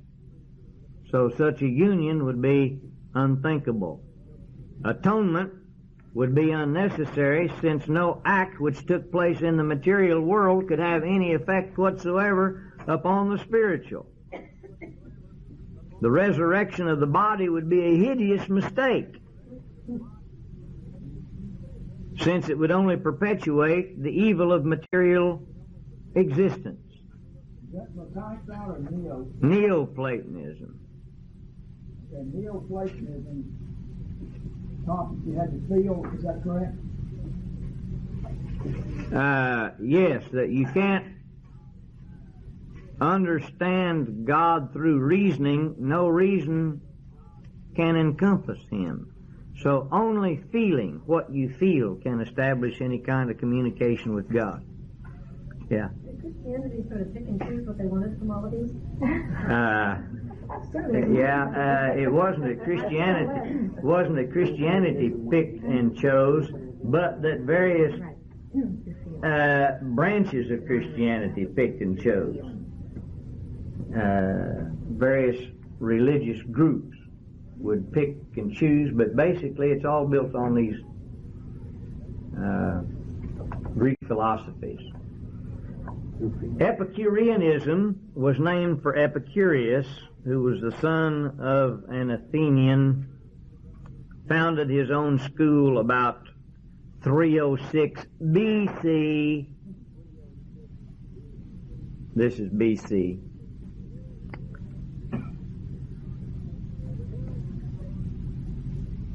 The world, he taught, began in a shower of atoms, some of which by pure chance moved a trifle obliquely and collided with others, and these collisions produced other collisions until finally the ensuing movement brought into being the present universe. Well, it's pretty close to it.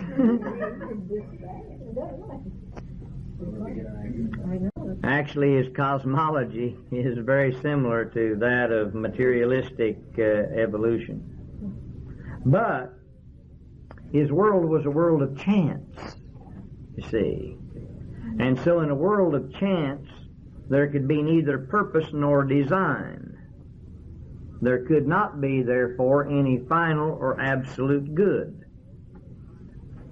Therefore, to Epicurus, the highest good was pleasure,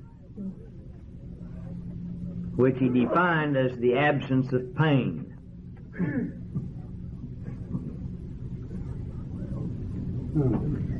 Now, contrary to popular opinion, Epicurus really did not advocate sensuality,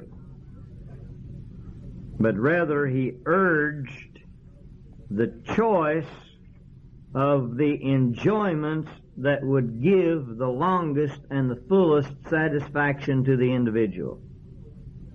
If abstinence from some indulgence would bring a greater ultimate satisfaction than the indulgences themselves, then abstinence was recommended. However, Epicureanism was essentially anti-religious. If the world originated with matter and chance, no creative power was necessary. Chance dominates the outcome of the cosmic affairs, and there's no room for any kind of a directive or purposeful mind. Now, Epicureanism became quite popular because it did not indulge in very much abstract reasoning. They didn't have time. They were too busy having fun. It appealed to emotional considerations. It made pleasure the chief goal of life. Brushed aside all thought of sin or accountability at the final judgment. There was no recognition of immortality. Doesn't explain the purpose of man much, does it? No. There is no ultimate purpose. There is no ultimate purpose.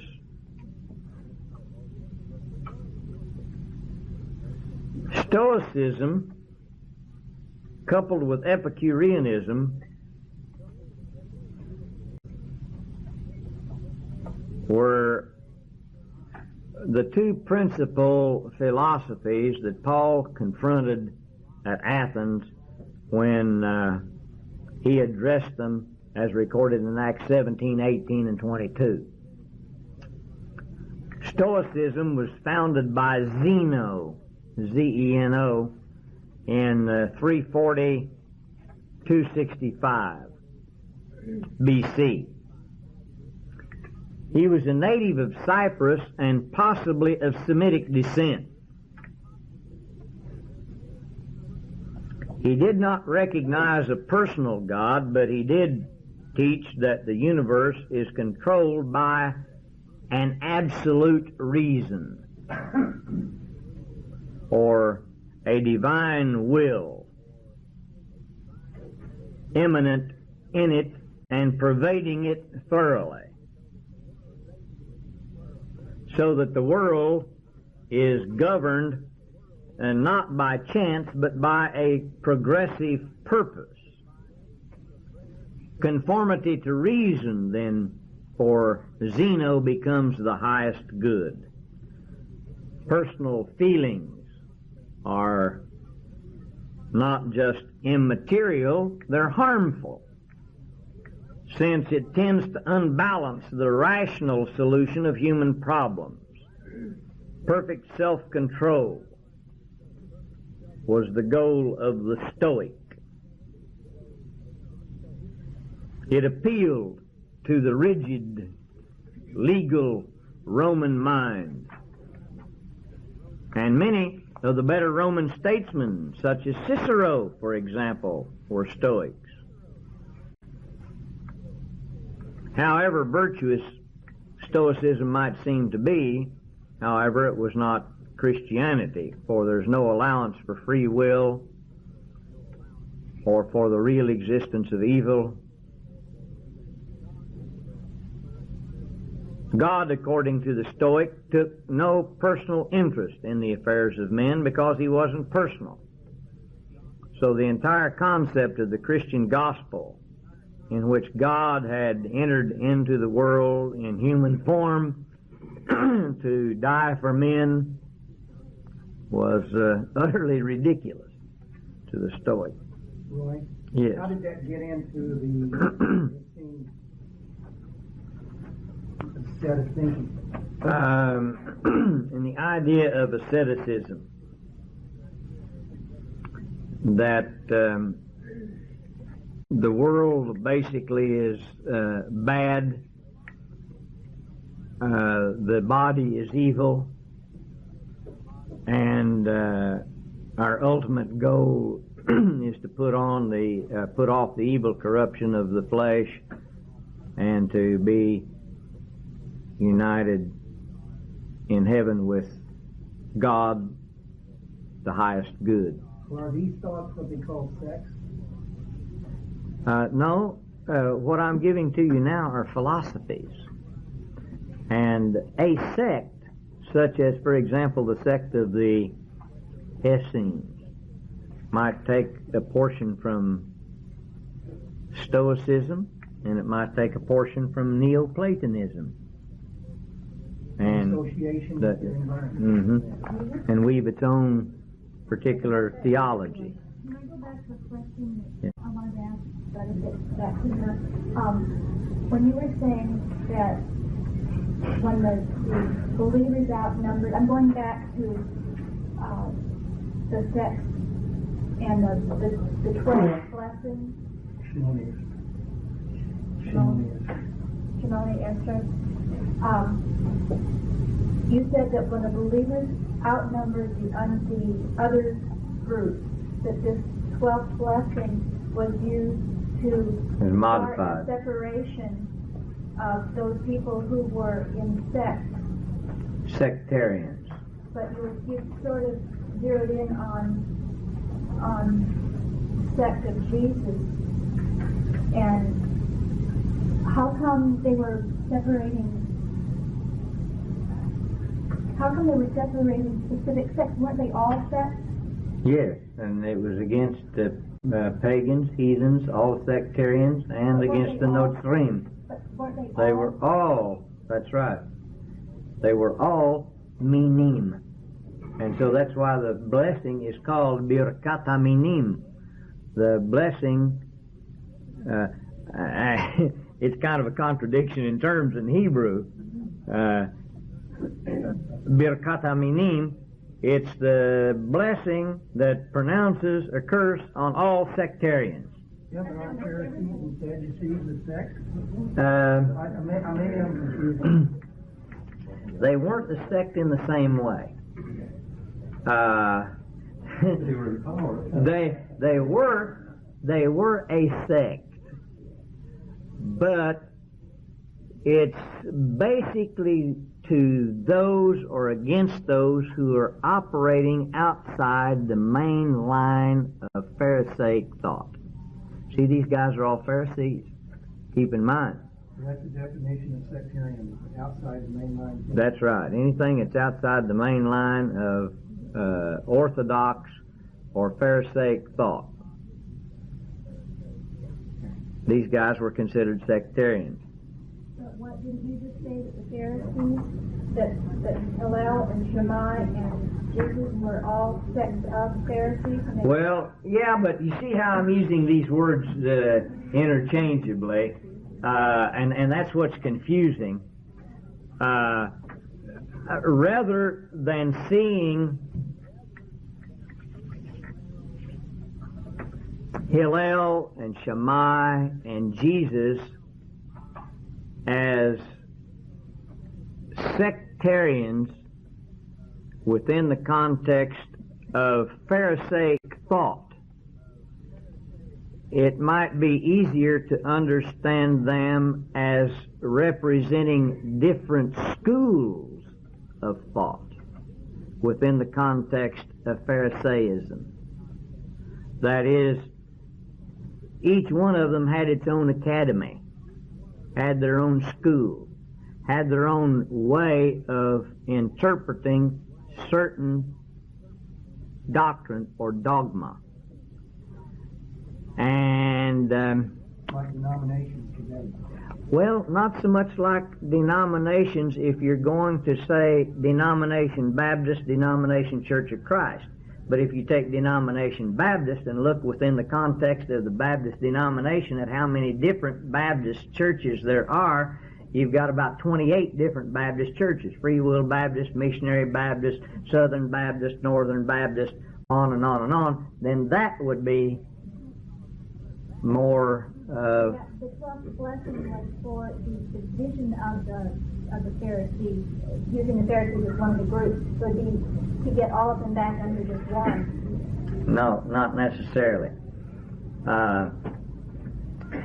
This Birkat HaMinim was not against the Hillelites or the Shammaites or any others who were a part of basic Pharisaic thought, but it was against the pagans. It was against the Meshichim, who would pose a threat to the structure of Orthodox Judaism. It was against the heretics who had rebelled against traditional thought, such as those who would interject these various kinds of Gnostic teachings. But the sect that was following Jesus Christ didn't do that. He said they were somewhere in between Hillel and Shammai. That's exactly right. But what was a heresy for them? You see, again, it's tough for us to understand, on the one hand, the harmonious way in which they related to one another, and yet to understand the very basic fundamental point of contention between them. The one thing that becomes a real problem is what? Not Jesus' claim that he is the Son of God. Not Jesus' claim that he is Son. That a lot of the rabbis were doing. The problem was the claim on the part of Jesus and his followers that he was in fact God incarnate, the Word becoming flesh. That was the problem. How could a God who was perfect assume the form of imperfect flesh? We still got that problem today. It's my assumption. Yeah, well, we're teaching the yeah. I'm not sure, Marshall, whether you were there all of the time or not. The series that I brought in in Cave Junction in Grants Pass on who was Jesus anyway, but Beverly was, and there was a great number of the members of the congregation, including two of the rabbis from Ashland, that were at the meeting, and they understood more, got more out of it, and enjoyed it more probably than any of the others that were there. And they had no problems with anything that I said. Nothing. The only thing that they couldn't quite understand was how could God assume the form of human flesh. That was the whole substance of the misunderstanding, but that was the whole substance of the difference of opinion on this one particular subject. How could God assume the form of human flesh? And it's kind of hard for us to come to grips with the fact that it's not human flesh that's bad. According to Judaism, human flesh is not bad. Human flesh is not evil. It's not the flesh that thinks. You see, it's not the Yetzer Hara. This is not the Yetzer Hara. This just performs or carries out what it is that the Yetzer Hara motivates or stimulates, but that man basically is good. And God also is good, but even beyond that, with all of that aside, that if God is God, He can do whatever He wants to, however He wants to, and it just comes down to that. Whether I understand everything fully or not, whether I understand the mechanics of how it happened or why it happened or anything else about it, there's one thing that I'd better understand, and that is that God is God. And He can do whatever He wants to do, however He wants to do it, whether I think it's good or whether I think it's bad. And there's a whole lot of people going around the country today who would be well served if they understood that, if they came to grips with it. But in the first century, getting back to your question, it's not so much a conflict between these various schools of thought. You have to see them as being schools of thought, ways of looking at things. You see, the Jews always believed that the law was like a beautiful, many-faceted diamond. And so that one could look at it from this perspective and see different colors and combinations of colors, and from this perspective have a particular understanding or interpretation of what a diamond was, or how it was to be viewed. Whereas if I move over and view it from this particular perspective, I may see other things.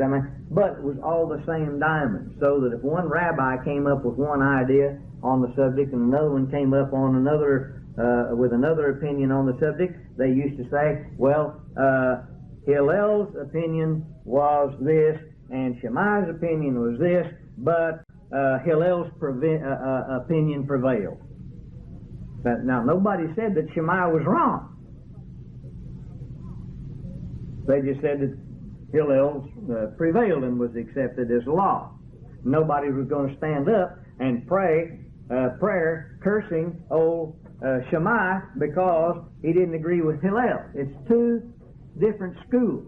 But the ones on the outside, the heretics, those are the ones that are injecting heretical thoughts into the mainstream of Jewish thinking, who are posing a threat to the structure of orthodoxy. And it's this one point in Messianism that poses a threat to the structure of orthodoxy, is Jesus being God in human flesh. But beyond that, there's also something else that is bothersome to Judaism on the part of these Christians, especially as the Christian message spreads to the West. And that's yes. I am in some instances talking as it moves 300 years later. But I'm also going back and talking about just right then. Remember in John what the issue is. In 1 John, 2 John, 3 John. We'll notice those later on. 1 Peter, 2 Peter. These are all dealing with heresies. And you remember what John says. If anyone says that Jesus Christ didn't come in the flesh, he's a liar and the truth is not in him.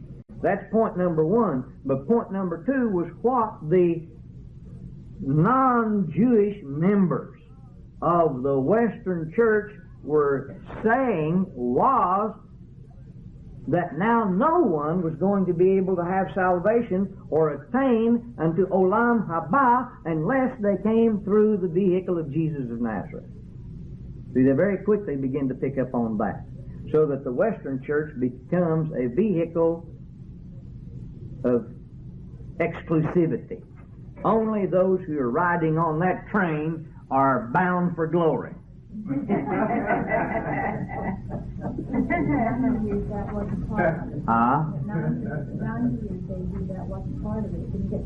No. It got to be that way real quick. But in 90 AD, the issue here in Yavne is dealing with some of these ideas and concepts in their infancy. They're going to later develop to a greater degree, see? But they're already there as seedlings. See, it's only going to be a few years later, 146, that the church to the west is going to say, no, Jew can be a Christian and continue to observe the law. Yeah. Why is it Hillel and Shammai are so popular? Because they're the two the most famous of the... But nobody from that time has been as famous in their time?